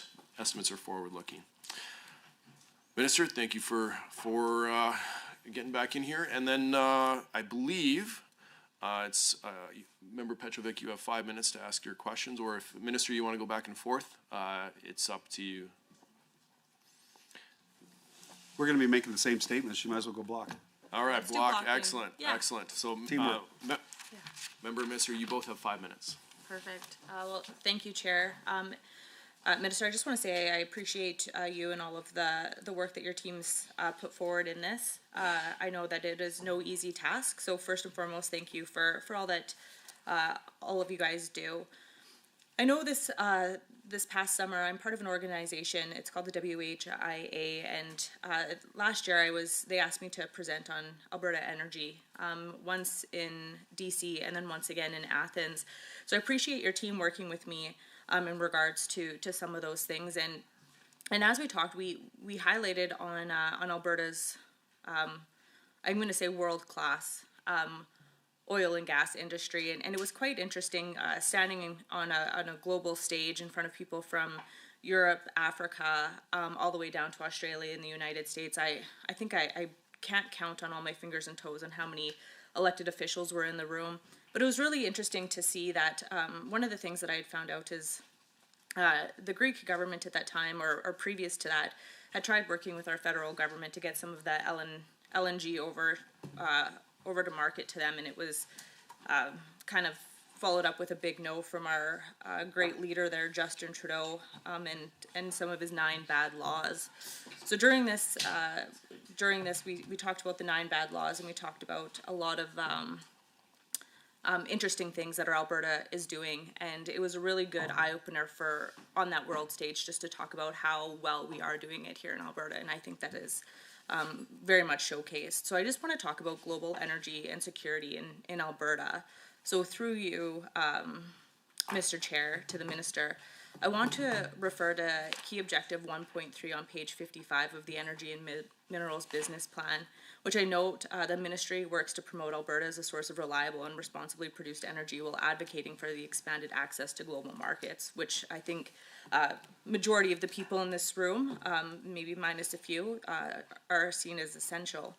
We know that recent instability and conflicts in the Middle East have once again highlighted how vulnerable our global energy markets can be to geopolitical disruptions. Events in that region they often create supply and uncertainty and price volatility, which reinforces the importance of stable and democratic jurisdictions that can supply energy to global markets. I feel like I'm preaching to the choir here with that, but Alberta is home to the 4th largest proven oil reserve in the world and is recognized internationally for its strong regulatory framework, responsible production practice, and long-term resource security. It was funny, there was a lady, she was from France, she was part of the Green Party, the far, far left Green Party there, and she took me aside afterwards and said, I had no idea. Her idea of our oil and gas industry was what Leonardo DiCaprio put out there on the internet, and she had no idea just how responsible we were with it. And it was very interesting to see someone who was so far left and so radical to come over to the other side and truly want to learn more. And we've stayed in contact, and she's done a really great job of educating herself on our market. So thank you for allowing that and to be able to open up the eyes. So in the times of global instability, reliable suppliers like Alberta can play a critical role in supporting energy security for allies and trading partners. Now, I have a three-part question. Through you, Chair, can the Minister speak to the role Alberta oil plays in strengthening global energy security during periods of geopolitical instability? How does the ministry position Alberta as a reliable supplier for international partners who are seeking stable, long-term energy sources? And in light of global uncertainty, what opportunities does the ministry see for Alberta to expand its role in global energy markets? And I'm hoping we can, it's kind of a three-part question on one topic, but I'm hoping we can expand on that. I'm part of NCSL too, and as we go down to the United States, it's really interesting for to speak to fellow legislators down there to talk about the role that Alberta can play in creating that secure energy market, and I'm really just hoping we can touch on that a little bit. I only have about 35 seconds left to go, but with that, I guess I'll just defer over to the minister for these for his response. Thank you. Appreciate it, Minister. You have 5 minutes in order to respond. Thank you, Mr. Chair, and I have to tell you, Member Petrovic, that you're a hardworking member. We appreciate what you're doing. The truth is that our energy industry all across the province has tremendous potential, and if we keep working at it, we'll find that potential as we go. And we have to streamline things, make things better, look at regulatory approvals that are better, not substantively different, like just better. We can do things better. We just have to get to some automatic yes things and things like that. And the AER, frankly, is leading the charge on a lot of those initiatives, and they're doing a great job on it. And I'd like to commend them for all of those initiatives. There's nothing like a nice cold shower and getting up and having that every morning in a cold house to appreciate the oil and gas industry. Or like I also say, nothing like a Russian invasion to figure out what's important in life. Wouldn't you say, Member Jackie Armstrong-Hominiuk? Regarding rising global liquefied natural gas, LNG exports, I think we do have potential, and there are some areas of the province that aren't doing great, and there are some areas of the province that are doing really, really well, even with low gas prices. Obviously, we want to see that change, but a lot of the restrictions on our gas opportunities are as a result of things beyond our control on the infrastructure components, particularly with the federal government, and that's why a good relationship with the federal government will give us back some advantages, or at least the ability to talk about how we streamline those things and get them to be more competitive as far as infrastructure. And that might mean more infrastructure and more private sector dollars in there to actually strengthen those areas of the province that are not competitive, unfortunately, at those prices. But we're going to see a continued rising demand of LNG. For certain, the world wants it. Doesn't matter where you go, they talk about it. They don't know, a lot of people don't know we have it, but the people that do just ask, how can I get it? And we have to improve market access for Southern Alberta natural gas. That's the truth of it, and we're working on that. We have to reduce stranded production, and that also is an issue, believe it or not, and strengthen price signals for producers and downstream users. And we are working on that, but it's a work in progress, and we just hope the industry will continue to thrive, and with what we see as projected prices going forward, it will be successful.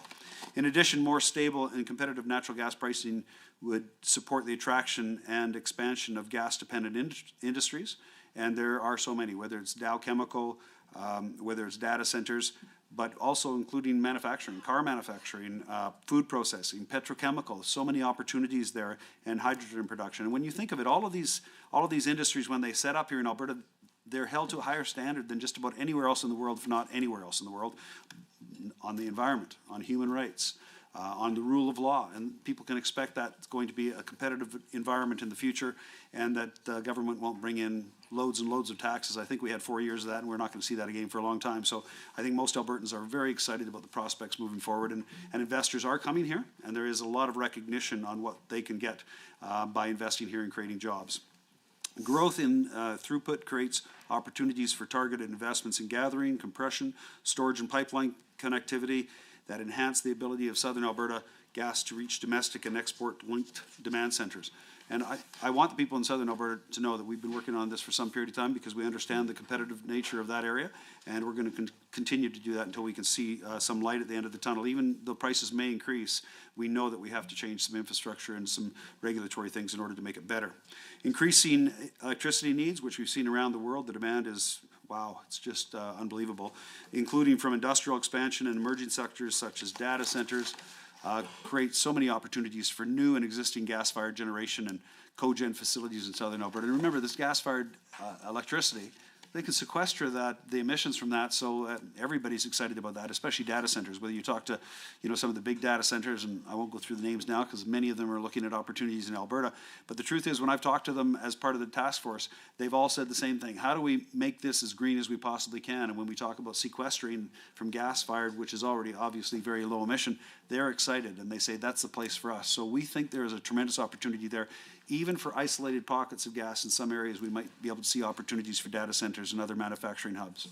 Increased upstream and midstream activity, infrastructure investment, and industrial demand can support employment, as you know, municipal tax bases and broader economic diversification all over southern Alberta, and we want to see the strength of that return. Now, you also asked me in relation to how our ministry is working with industry and regional stakeholders to ensure that communities in southern Alberta are well positioned. And I would just like to say that through the mature asset strategy that I pointed out with the opposition, the ministry will address all of these issues and affect the Matura Basin and try to get them back working as quickly as Excellent. Thank you so very much for those, that Minister. We're going back to the official opposition with Member Miyashiro. Member, you have 5 minutes to ask your question. Thank you, Chair. The statement of operations in the ministry's business plan estimates that $155 million will be spent in 26-27 out of revenues raised for the Orphan Wells Fund. The Orphan Wells Fund is a safety net to protect Albertans from bearing the closure costs when a company can no longer pay for closure costs for a well or facility. Every year, the AER, acting alone, is required to set a levy high enough to cover cleanup costs for the amount of wells that are orphaned that year. Over 17,000 wells have been orphaned to date, and the problem is expected to get worse. However, over the last several years, this levy amount has been set much too low by the AER, causing enormous wait times for Albertans like Dwight Popovich, a landowner in Two Hills. Landowners have no choice but to host wells on their property. Mr. Popovich was played by the rules and worked with the oil and gas company that drilled the well until the well was sold and the company disappeared. For many years, he received no payments on his surface lease, and despite almost 8 years of effort, was unable to get this well designated as an orphan well in the OWA until last year. However, Mr. Popovich was then informed by the OWA that it will take another 10 to 12 years to reclaim his well. This is in part because the OWA has not been adequately funded for many years. Meanwhile, Mr. Popovich is concerned that this orphan well poses significant health and safety risk to his family and lowers the value of his property and will continue to do so for the foreseeable future. Why does the minister think that's acceptable for rural landowners to wait more than 20 years for their land to be cleaned up? And why is the AER allowing bad actors off the hook and failing to fund the Orphan Well Association? Again, why do we have a regulator that doesn't follow the rules? And what good is a regulator that doesn't follow or enforce its own rules? And while landowners wait decades for their orphan wells to be cleaned, the provincial government is obligated to pay the surface lease payments until the land is fully reclaimed. This means that taxpayer dollars are being used to compensate landowners during the years or even decades that it takes for orphan wells to be reclaimed due to underfunding. According to data from the Land and Property Rights Tribunal, the annual compensation that has already been paid to landowners by the provincial government is between 2010 and 2025 is almost $150 million. The amount recovered from oil companies was a small fraction of that at $1.45 million. Over $30 million in taxpayers' dollars were paid out to landowners in 2024 alone. Undercapitalization of the Orphan Fund leads to delay in having land certified as reclaimed, which results in risk to health and safety, as well as costs to Albertans associated with reimbursing landowners, such as in land use compensation. Why have the AER and the government failed to uphold the polluter pays principle? Why has the AER not demanded that industry pay its fair share into the Orphan Fund to timely clean up these wells? And how many more Albertans have to be poisoned in their own homes for this government to finally admit the industry isn't holding up their part of this grand bargain? You know, Mr. Chair, let me just switch focus a little bit here. As we all know, and especially if you live in southern Alberta, the Oldman River watershed provides fresh water for around 200,000 people and a multi-billion-dollar agri-food industry across southern Alberta. Let's think of ranching in the foothills, feedlots, finished meat and poultry products, products from Cavendish Farms, from McCain Foods, Frito-Lay and Lamb Weston, of a thriving pulse crop and vegetable protein industry, of canola oil and canola meal from Richardson Oilseeds, of Tabor corn, fresh vegetables grown inside in high-tech hydroponics, and outside, and processed veggies as well. Why would this government support jeopardizing all of this for a coal mine with negligible economic benefit to Albertans? The former head of water services for the city of Lethbridge has spoken out publicly about the inability of today's water treatment technology to filter out selenium. The proposed Grassy Mountain mine does not take into account the extreme westerly winds blowing across the eastern slopes, which has resulted in toxic materials deposited over 50 kilometers away. There is a risk of catastrophic failures in tailing ponds and settling ponds during key times, like after rainfalls or during runoff after the winter, despite some engineering solutions that are available. Why is this government supporting this mine? The potential harm to Piikani and Kainai First Nations and to 200,000 people living downstream is real. Contamination of Canada's premier agri-food corridor will create existential devastation to us. When is this government going to... Thank you, member, for those questions. Minister, you are up for 5 minutes of answers. Excellent. Thank you so much. I appreciate your comments. It sounds like you would like to clean up all the orphan wells in 1 year. I understand your desire for that. I have to tell you, it's just not practical, and it reminds everybody as to why we can't re-elect the NDP in the next election. Raising taxes, I don't know if I mentioned it or not, but companies go bankrupt because you raise taxes, raise fees, make it uncertain and unpredictable, and you set the aspirations to be unrealistic to reality. These companies create a ton of jobs and a ton of wealth for all of us, and Alberta would not be in the amazing place it is without them, and we need to make sure we manage what's going on very effectively. I will tell you that Mr. Popowich's well has been decommissioned.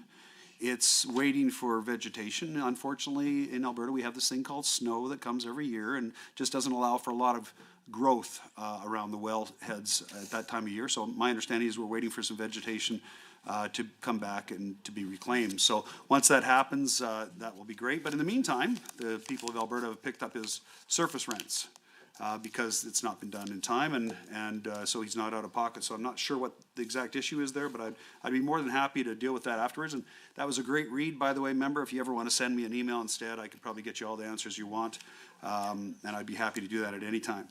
I will tell you that the Premier directed me to develop a strategy to effectively incentivize reclamation of inactive and legacy oil and natural gas sites, and to enable future drilling while respecting the principle of polluter pay. And we have done so, and we will continue to do so because the polluters must pay. It's as part of their industry. That work is being done by the Mature Asset Strategy, a multi-layered consultation which I dealt with and talked about a little bit before to deal with this very complicated and multi-layered problem. The report and recommendations of the Mature Asset Strategy engagement should be released this spring, and then the government will have to consider its recommendations, and I'm looking forward to the opposition's comments on that, as well as my own colleagues. We're always prepared to do things better, and if you have suggestions that we could do things better, please don't hesitate to bring it to our attention. There's a clear need to find additional ways to address reclamation of old sites in Alberta, many of which date back many decades. And we owe it to landowners and First Nations and all Albertans and our future generations to make sure these sites are cleaned up as quickly as we possibly can without negatively impacting the industry where they become non-competitive. We can be the best in the world, but keep our industry competitive so that we can do what we need to do and grow our economy and still not destroy our planet. We owe it to municipalities to help solve these issues, as we do to all Albertans. That work is well underway, and Albertans will see progress on this issue very quickly. Cleaning up inactive oil and gas wells is a challenge that I think that Alberta is doing better than many jurisdictions, if not all. Alberta's government is committed to addressing this while upholding the principles that I've laid out. The Orphan Well Association is funded by industry levy, the same as the AER is. So let's be clear, it's not taxpayers' dollars, it's funded by the industry. That was increased to $155.1 million for 26-27. The levy is designed to ensure public safety and to make steady progress and growth on reducing liabilities, not to reclaim all the orphan wells in 1 year, which would just destroy the industry and is unrealistic. Industry also meets annual closure spending requirements under the liability for management programs.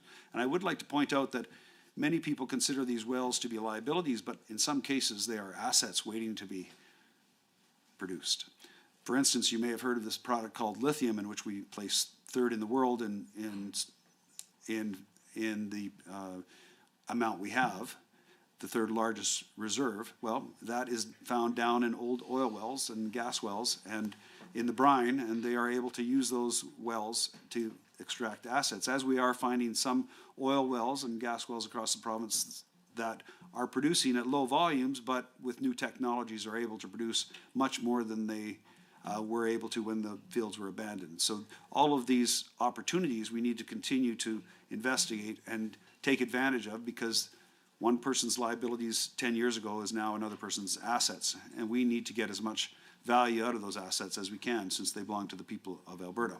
For 2025, these requirements totaled about $750 million. Combined with the OWA levy, industry allocated about $900 million for site cleanup. Quite a bit of money. And a lot of effort, and frankly, a lot of jobs. So if we do this right, we create lots of jobs. Excellent. Thank you very, very much for that. We will now turn back over to the government side. Member Sear, I see your hand. You have 5 minutes to ask questions. Mr. Chair, through you to the Minister, I would like to thank the Minister, his Chief of Staff, Vitor Marciano, the members of his team and department, who have taken the time over the last 3 years to sit down and meet with me and walk me through the carbon capture, utilization, storage incentives in Alberta. Those discussions have been very helpful as I work to keep the good people in my constituency informed about the developments in the Alberta's oil and gas sector. This work is reflected in key objective 1.4 of page 55, which focuses on advancing and accelerating, quote, the development and implementation of CCUS through initiatives such as the Alberta Carbon Capture Incentive Program, supporting industry to reduce emissions and produce globally competitive lower carbon products. In Bonnyville, Cold Lake, St. Paul, including the MD of Bonnyville and the County of St. Paul, energy production continues to play an important role in the local economy. Because of this, many residents in our region are paying close attention to how this will work and is involving and what it could mean for our communities, particularly with the proposed carbon storage hub associated with the Pathways project planned for the Cold Lake region. As part of the broader discussions, I have also had the opportunity to speak directly for the industry representatives involved in this work. I want to acknowledge the team of Pathways Alliance, including President Kendall Dilling and the broader project team. I have met with the members of their team who have been engaging directly with residents across my region through meetings with landowners, information booths, and local events, and in conversations with constituents about the proposed project. These conversations have helped provide greater clarity for the residents in my region, many of whom are interested in understanding how the province's policy framework will support projects like this moving forward. Many are also interested in what these developments could mean for long-term investment and employment opportunities in northeastern Alberta. With that in context, I would like to ask part question to the Minister. Can the Minister provide an update on the carbon sequestration projects that have signed agreements in the government, with the government of Alberta, and the overall progress Alberta is seeing in advancing CCS initiatives, and in particular how projects such as the proposed Pathways project, including the planned carbon storage hub in Bonnyville Cold Lake region, fit into the province's broader CCUS strategy. Can the Minister outline how the province's policy framework for CCUS is helping provide a certainty and conditions needed for industry to pursue large-scale infrastructure projects such as the Pathways Project. From the province's perspective, what work is currently underway to continue strengthening Alberta's overall CCUS framework as industry evaluates and advances projects of this scale. Finally, can the minister provide an update on the progress made to date in advancing the Alberta Carbon Capture Incentive Program, what is planned for 2026-2027, and what potential economic benefits the government expects that these initiatives to bring to Alberta's workers and communities? This is all that's much more important, Minister, especially for our region. With us being neighbors and allies when it comes to the oil and gas development for the region, it's so important that we work together as a team to ensure that our oil and gas companies have the best competitive advantage throughout the world. And I believe that a good CCUS system, with the one that you and your team are currently pursuing and trying to get implemented through these remarkable groundbreaking paths that you've taken to create frameworks to make that success a reality, I again have to commend the hard work of your committee or your team. And getting back to how important all of this is, you didn't leave partners behind, sir, and I respect that from you. When I had questions, your team answered them, and that is what's so important when we're going something this scale. I know that when it moves forward, and I'm sure that through the good work of our Premier and yourself, that working with the federal government hand in hand, that we will see something moving forward for our region, for the best interest for all of Alberta. Thank you, Minister. Excellent. Well, thank you very much, Member. Minister, you have 5 minutes. Well, I blush for myself and my department and the name that shall never be named, Vitor Marciano. I say he does great work too. And if you're listening to this, all of the 52 people across the world, I would recommend that Cold Lake, wow, what an opportunity there. You've got a ton of military investments that's going in there to one of the diamonds in the Canadian Forces crown, and you've got Pathways going in there, you've got an oil and gas industry, you've got an agricultural industry, you've got an incredible quality of life with lakes and rivers, and wow, why would anybody want anything else except, of course, Fort McMurray? But we won't go into that because you have one of the greatest places in the world to live, and I think the potential there for jobs and the economy long term is unbelievable.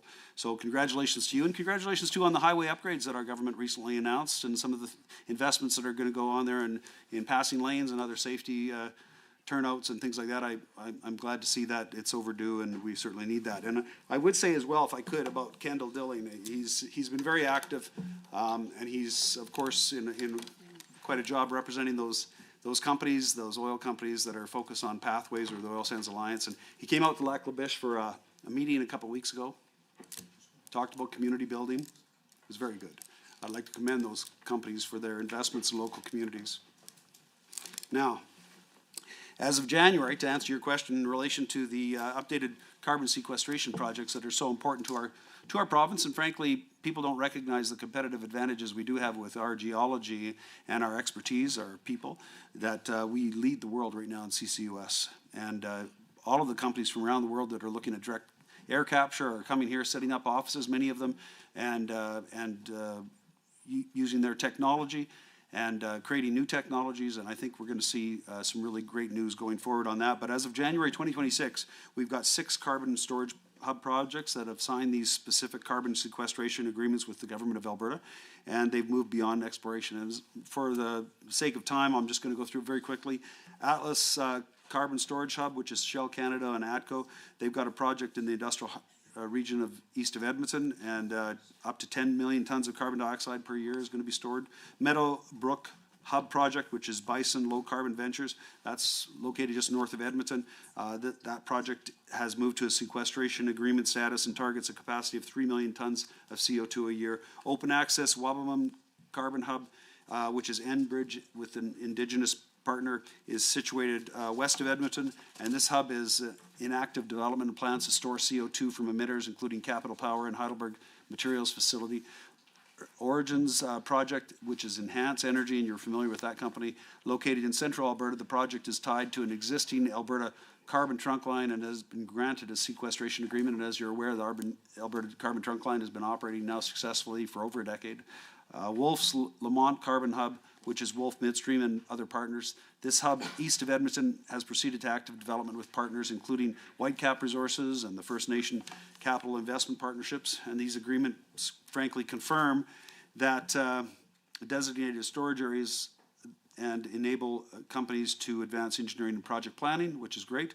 And Tourmaline, great company, their Clearwater hub located south of Edson, and this project has moved to a sequestration agreement.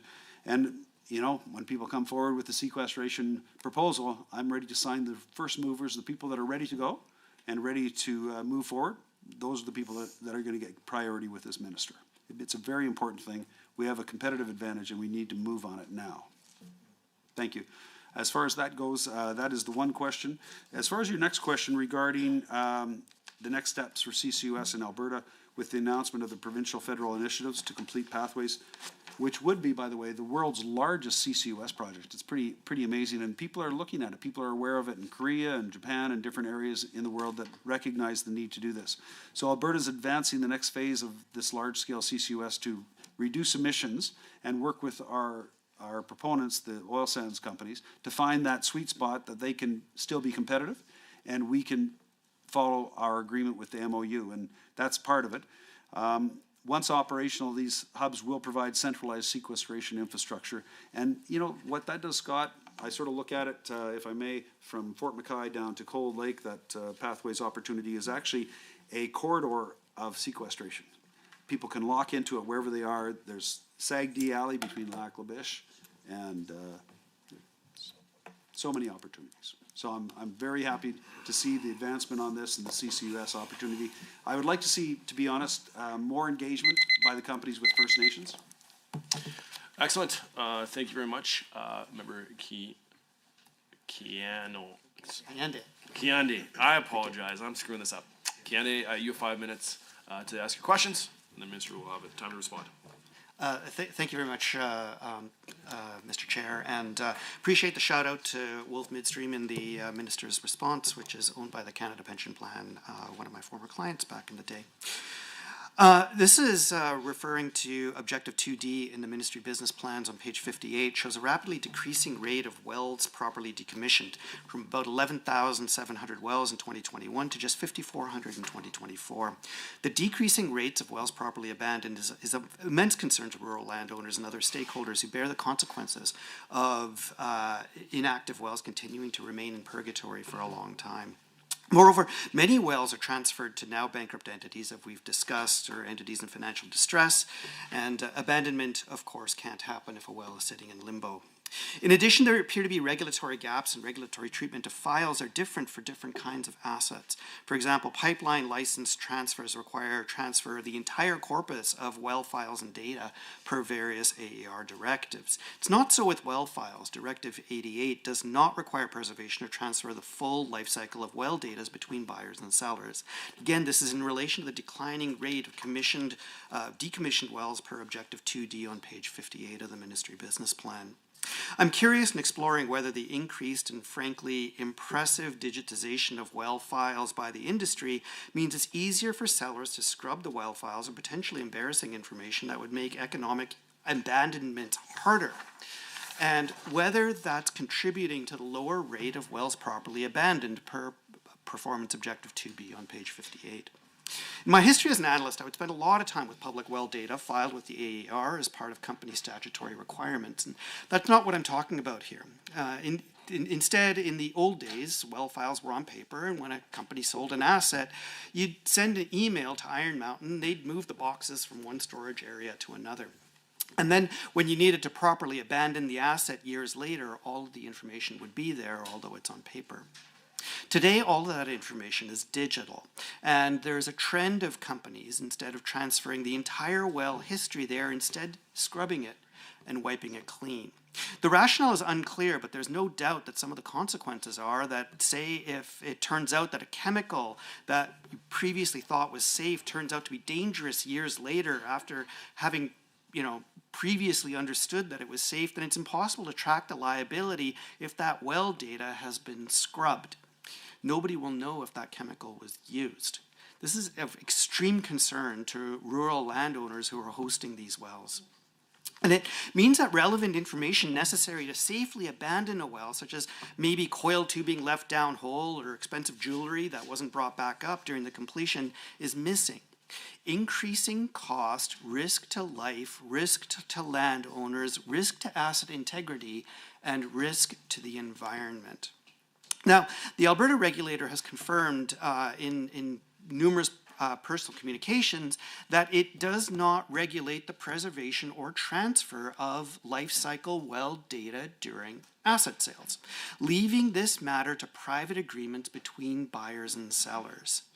Yet, detailed well histories are often critical for well integrity management and for the safe and cost-effective abandonment of wells later in their lives.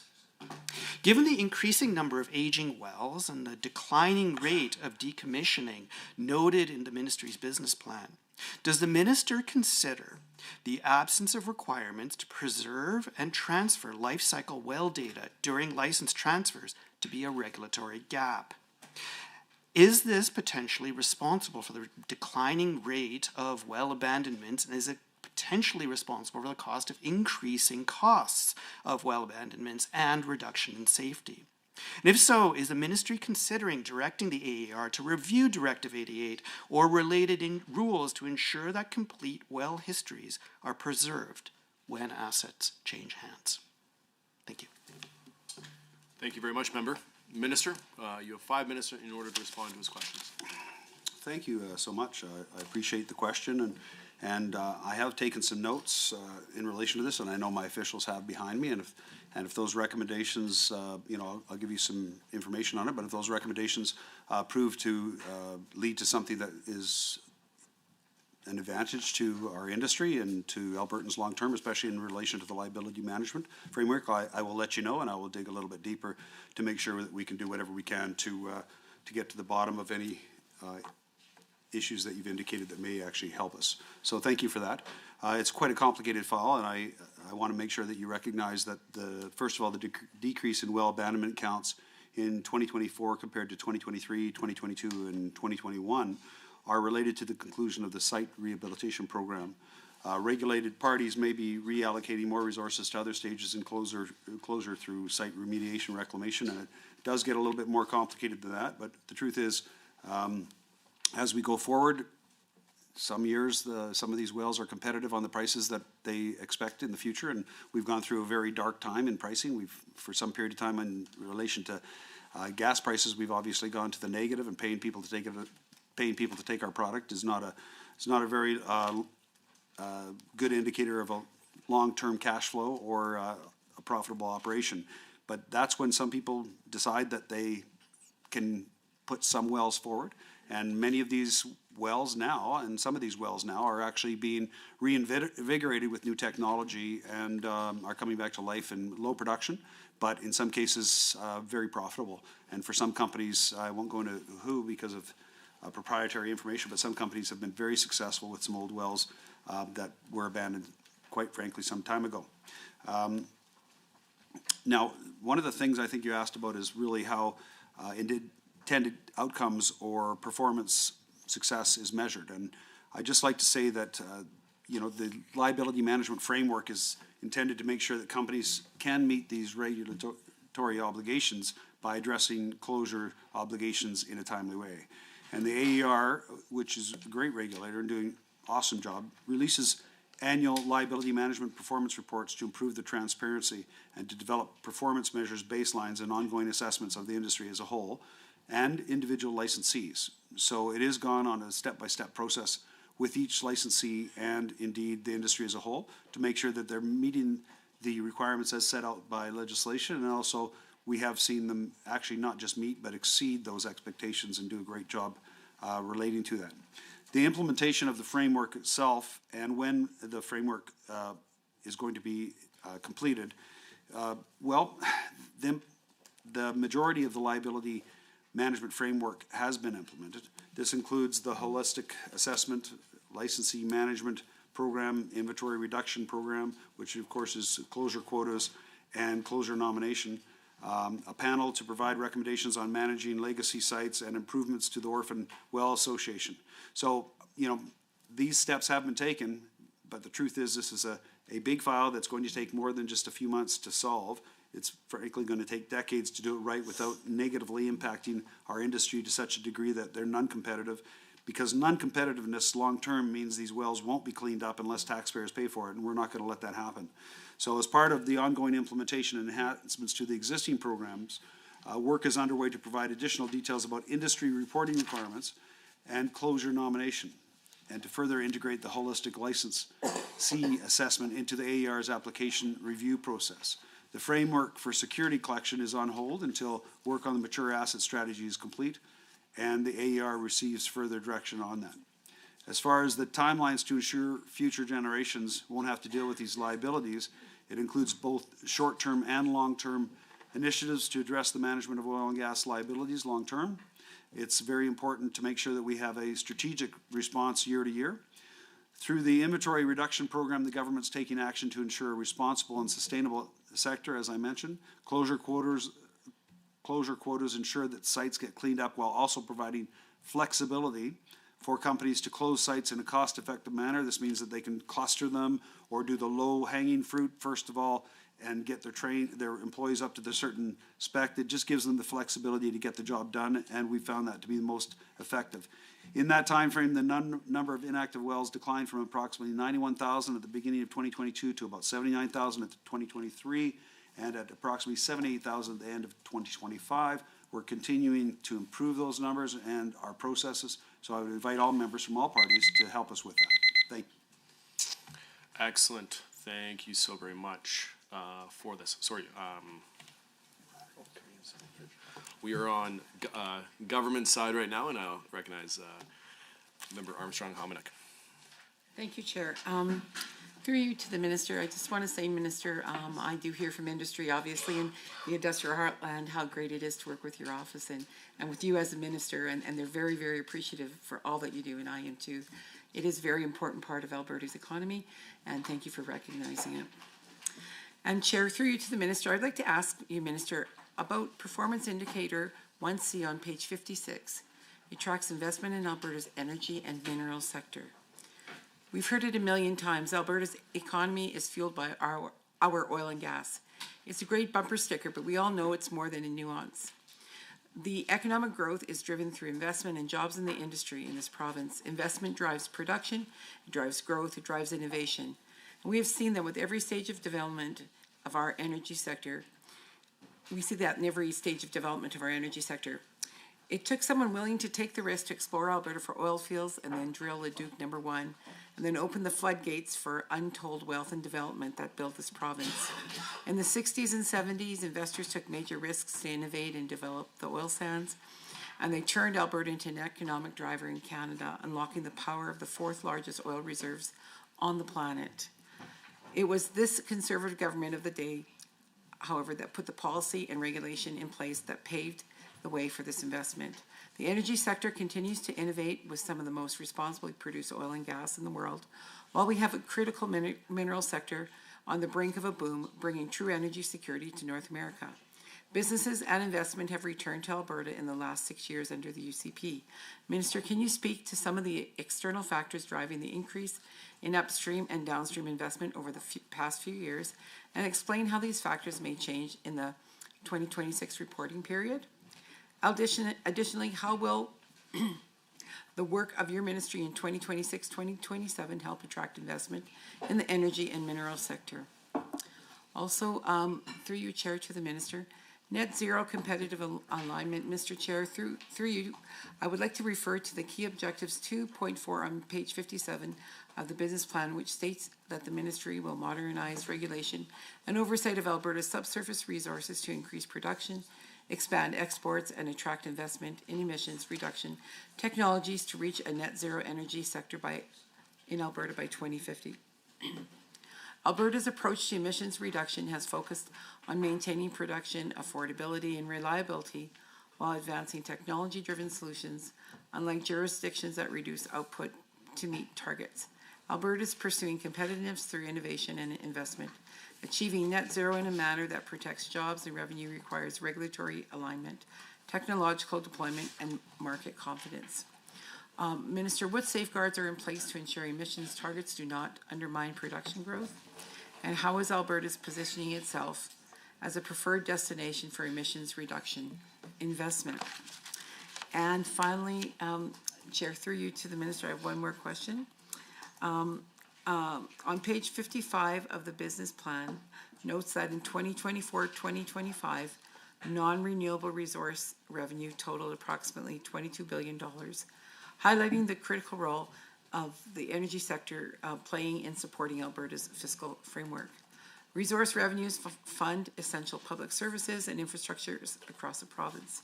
However, global price volatility presents challenges in maintaining predictable revenue streams. Strengthening Alberta's ability to manage volatility while encouraging production growth is key to long-term fiscal sustainability and economic stability. Minister, what strategies is the ministry using to manage revenue volatility, and how does diversification within the energy and mineral sector contribute to revenue stability? And the third question, what outlook assumptions are being used for 2026-2027 planning purposes? And thank you again, Minister, and I would like to say that's all I have for questions at this point. Excellent. Thank you, member. That was quick and concise. Minister, please, you have 5 minutes to respond to her questions. Well, I first of all, I'd like to thank that member for her hard work in the industrial heartland. I've worked with her on the Dow Chemical file and many other tremendous opportunities. The truth is that the industrial heartland is probably the best place in the world to invest in petrochemical or just about anything to do with chemical industry and oil and gas industry. And it's very exciting to see the ability for companies to get in, get set up, get built, and get in operation quickly and efficiently, much more than most regulatory areas allow them to do so in jurisdictions. So first of all, thank you for that, and please keep doing it. I think there's so much potential long-term there. It certainly supports my community, and I don't know what we'd do without each other. And that goes the same for Mr. Cyr. We're all in this together, and the truth is if we do it right, we'll be able to balance that economy to be much less volatile, as you mentioned. And some of the things we have to do in that is recognize that we actually have 3 different types of oil industry, maybe 4, a 4th one coming. We have the open pit mining that Suncor and different companies do up in the north for oil sands. We also have the SAGD, steam-assisted gravity drainage, that is happening south of Conklin for the most part, and in your area, my area, and most of the other members' areas. It's a great opportunity. It's very low impact for the environment. But we also have conventional oil. So we have 3 different types, and depending on the market and how it's going, things happen differently.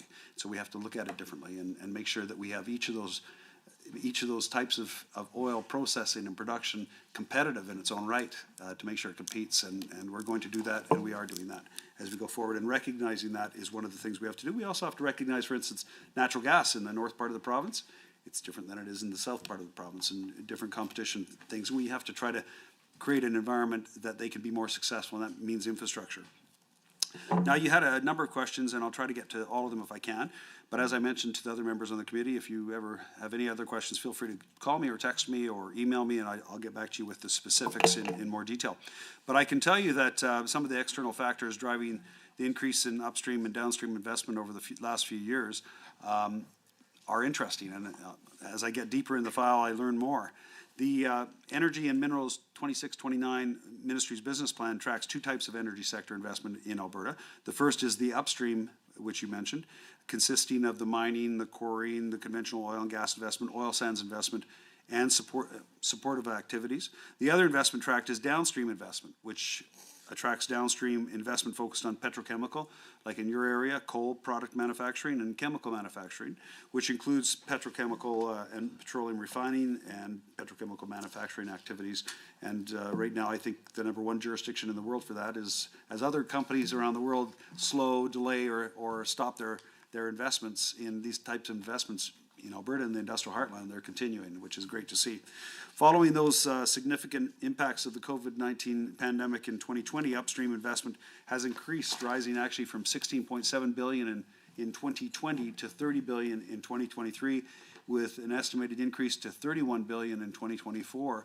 And I'm hoping that 2026 is going to be a banner year, and 27 even bigger than that. But I'm an optimist by nature, just because we have so many gifts, and we're blessed here in Alberta. We're going to see a reflective improving market conditions and increasing global demand as we go forward. And I think we're going to see a demand for displacing other oil to take a preference in Alberta oil. This growth has been, of course, supported by higher commodity prices, strong demand for Alberta's energy products, in part because they're sequestered and they're low emission, improved production efficiency, and strengthening balance sheets across the sector. If you look at our oil and gas industry, in particular oil sands, they've done a tremendous job in the last 3 or 4 years just changing their balance sheet. And anybody that looks at those companies now see very robust and healthy companies that are ready for action and great investment opportunities. Investment in Alberta's oil sands continues to reflect a lot of confidence by a lot of people in many different jurisdictions, with several major projects advancing through planning and development stages. Notwithstanding, some of the companies are currently negotiating and trying to negotiate outside of the negotiations. The truth is, we're very optimistic about the future and what the future holds for all of these companies. I believe in particular the investment in Alberta's oil sands is set to accelerate, with Canadian Natural Resources preparing to front-end some engineering in 2026 for some other major oil sands expansions totaling somewhere around 15 billion. That's not a small number. Suncor is suggesting they're going to have some announcements very soon that are going to be optimistic as well. And frankly, the industry, if you look at it, they're very excited about what the future holds. And it all revolves around our Premier and how good she's been on what she's done on oil and gas and oil production. Excellent. Thank you so very much.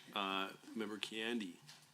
Thank you, Mr. Chair. I appreciate going back to the previous block. I appreciate Minister, through you, the Chair. I appreciate the Minister's commitment to follow up, because my understanding is that the AER currently does not believe that well license transfers from buyers to sellers are any of its business. And to the extent that the Minister can look into this, it would be extremely important, according to responsible engineers who have talked to me about the threat to life and safety, as well as environmental protection. Moving along to Ministry Business Plan Objective 1.2 on page 55 talks about advancing the bitumen royalty in kind and gas royalty in kind. Now, I'm a little bit confused about the GRIC, the gas royalty in kind programs, and the value that they provide to the taxpayer.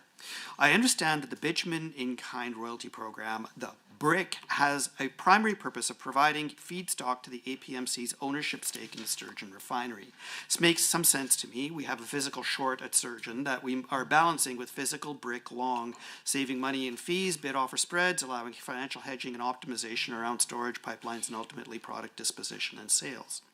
We're in the physical oil business because of Sturgeon, and I can thematically understand from a value chain and business strategy standpoint why it makes sense to have a BRIC program.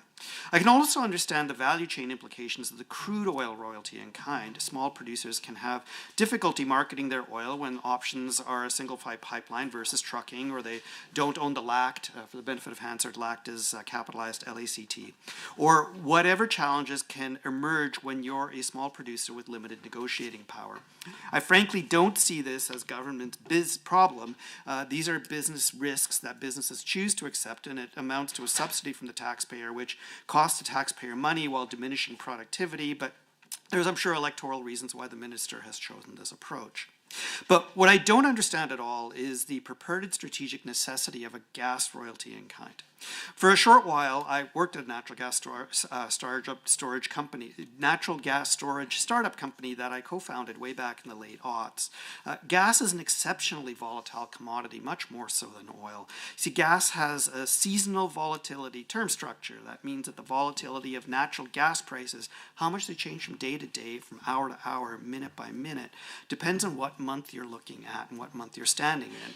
March typically has very high volatility. So when April is the prompt trading month, i.e. in March, volatility will be high and risk of taxpayer loss is highest.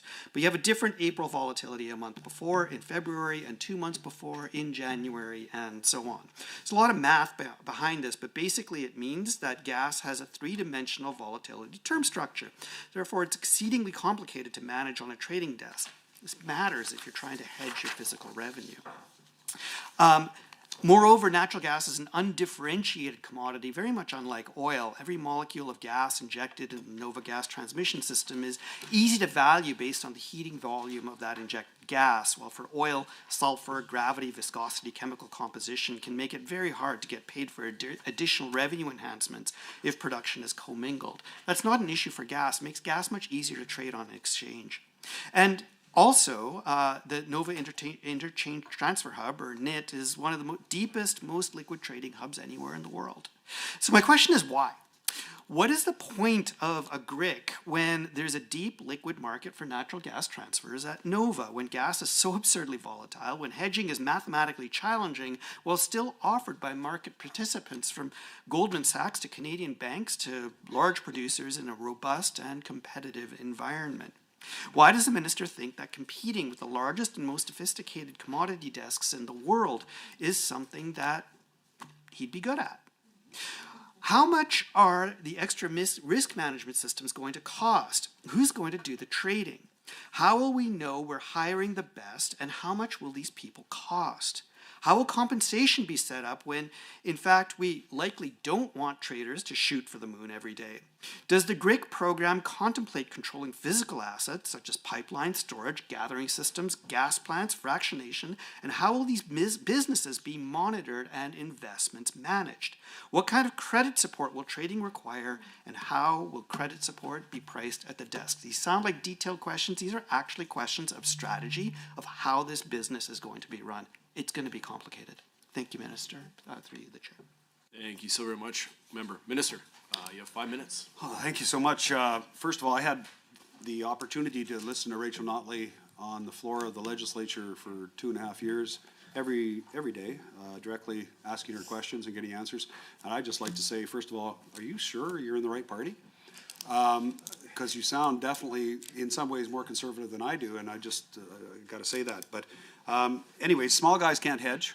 That's the first thing you should recognize. And aggregate gas can hedge, and that's what we're looking at. We've been talking to the small guys. Maybe you're talking to the big guys, but we're talking to the small guys, and they're not in a very good position right now. Many of them are struggling, extreme struggles to stay in business right now. And we're trying to find a solution that will help them with that. And Nova, well, NGTL is controlled by my favorite people, the federal government. Yes, the NGTL is controlled by the federal government, and the ability to get gas out of the NGTL is extremely difficult. And if you call that competitive, waiting 9 years for a gas opportunity, I don't call that very competitive. We need to be flexible. We need to have the ability to respond to market conditions and needs, and especially the producers in some areas of the province that it's not competitive.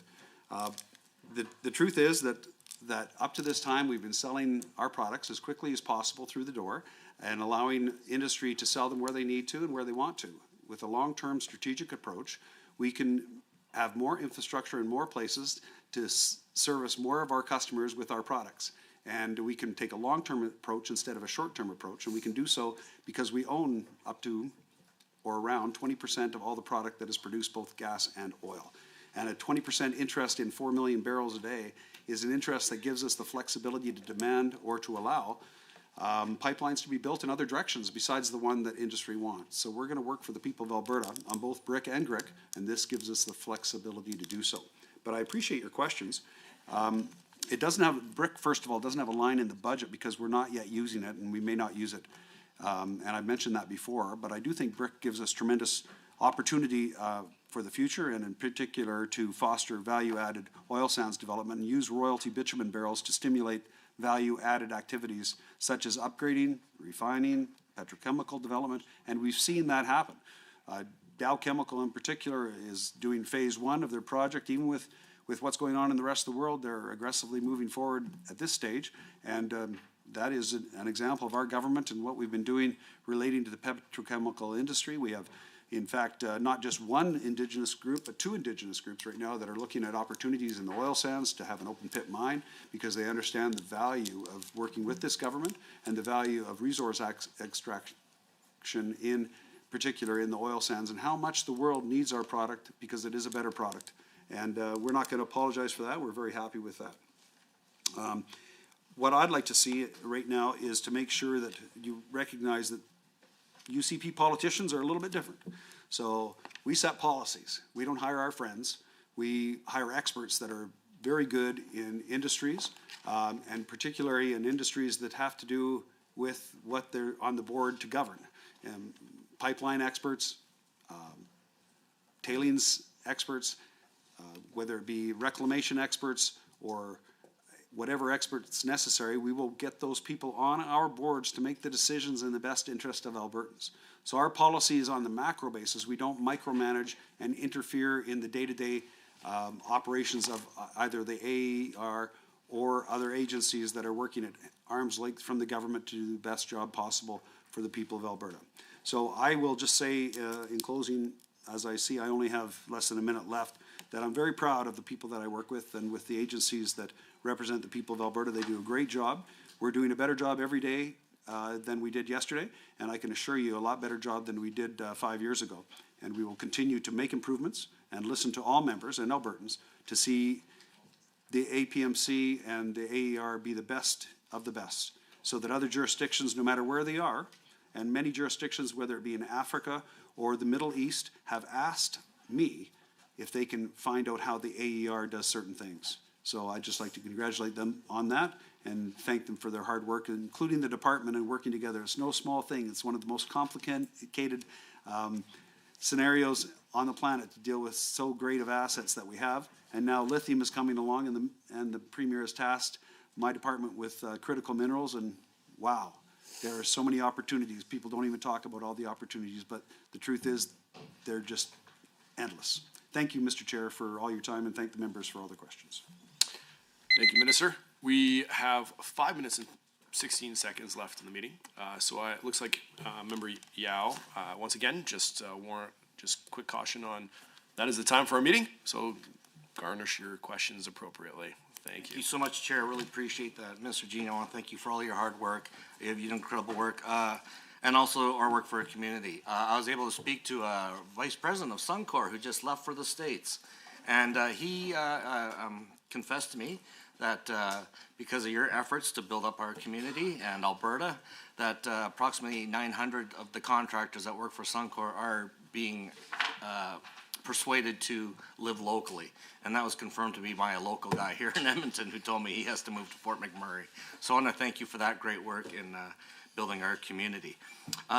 Key objective 1.1 on page 55 highlights the importance of advancing new and existing pipeline infrastructure across North America. We need to increase production, strengthen energy security, and grow value-added industries.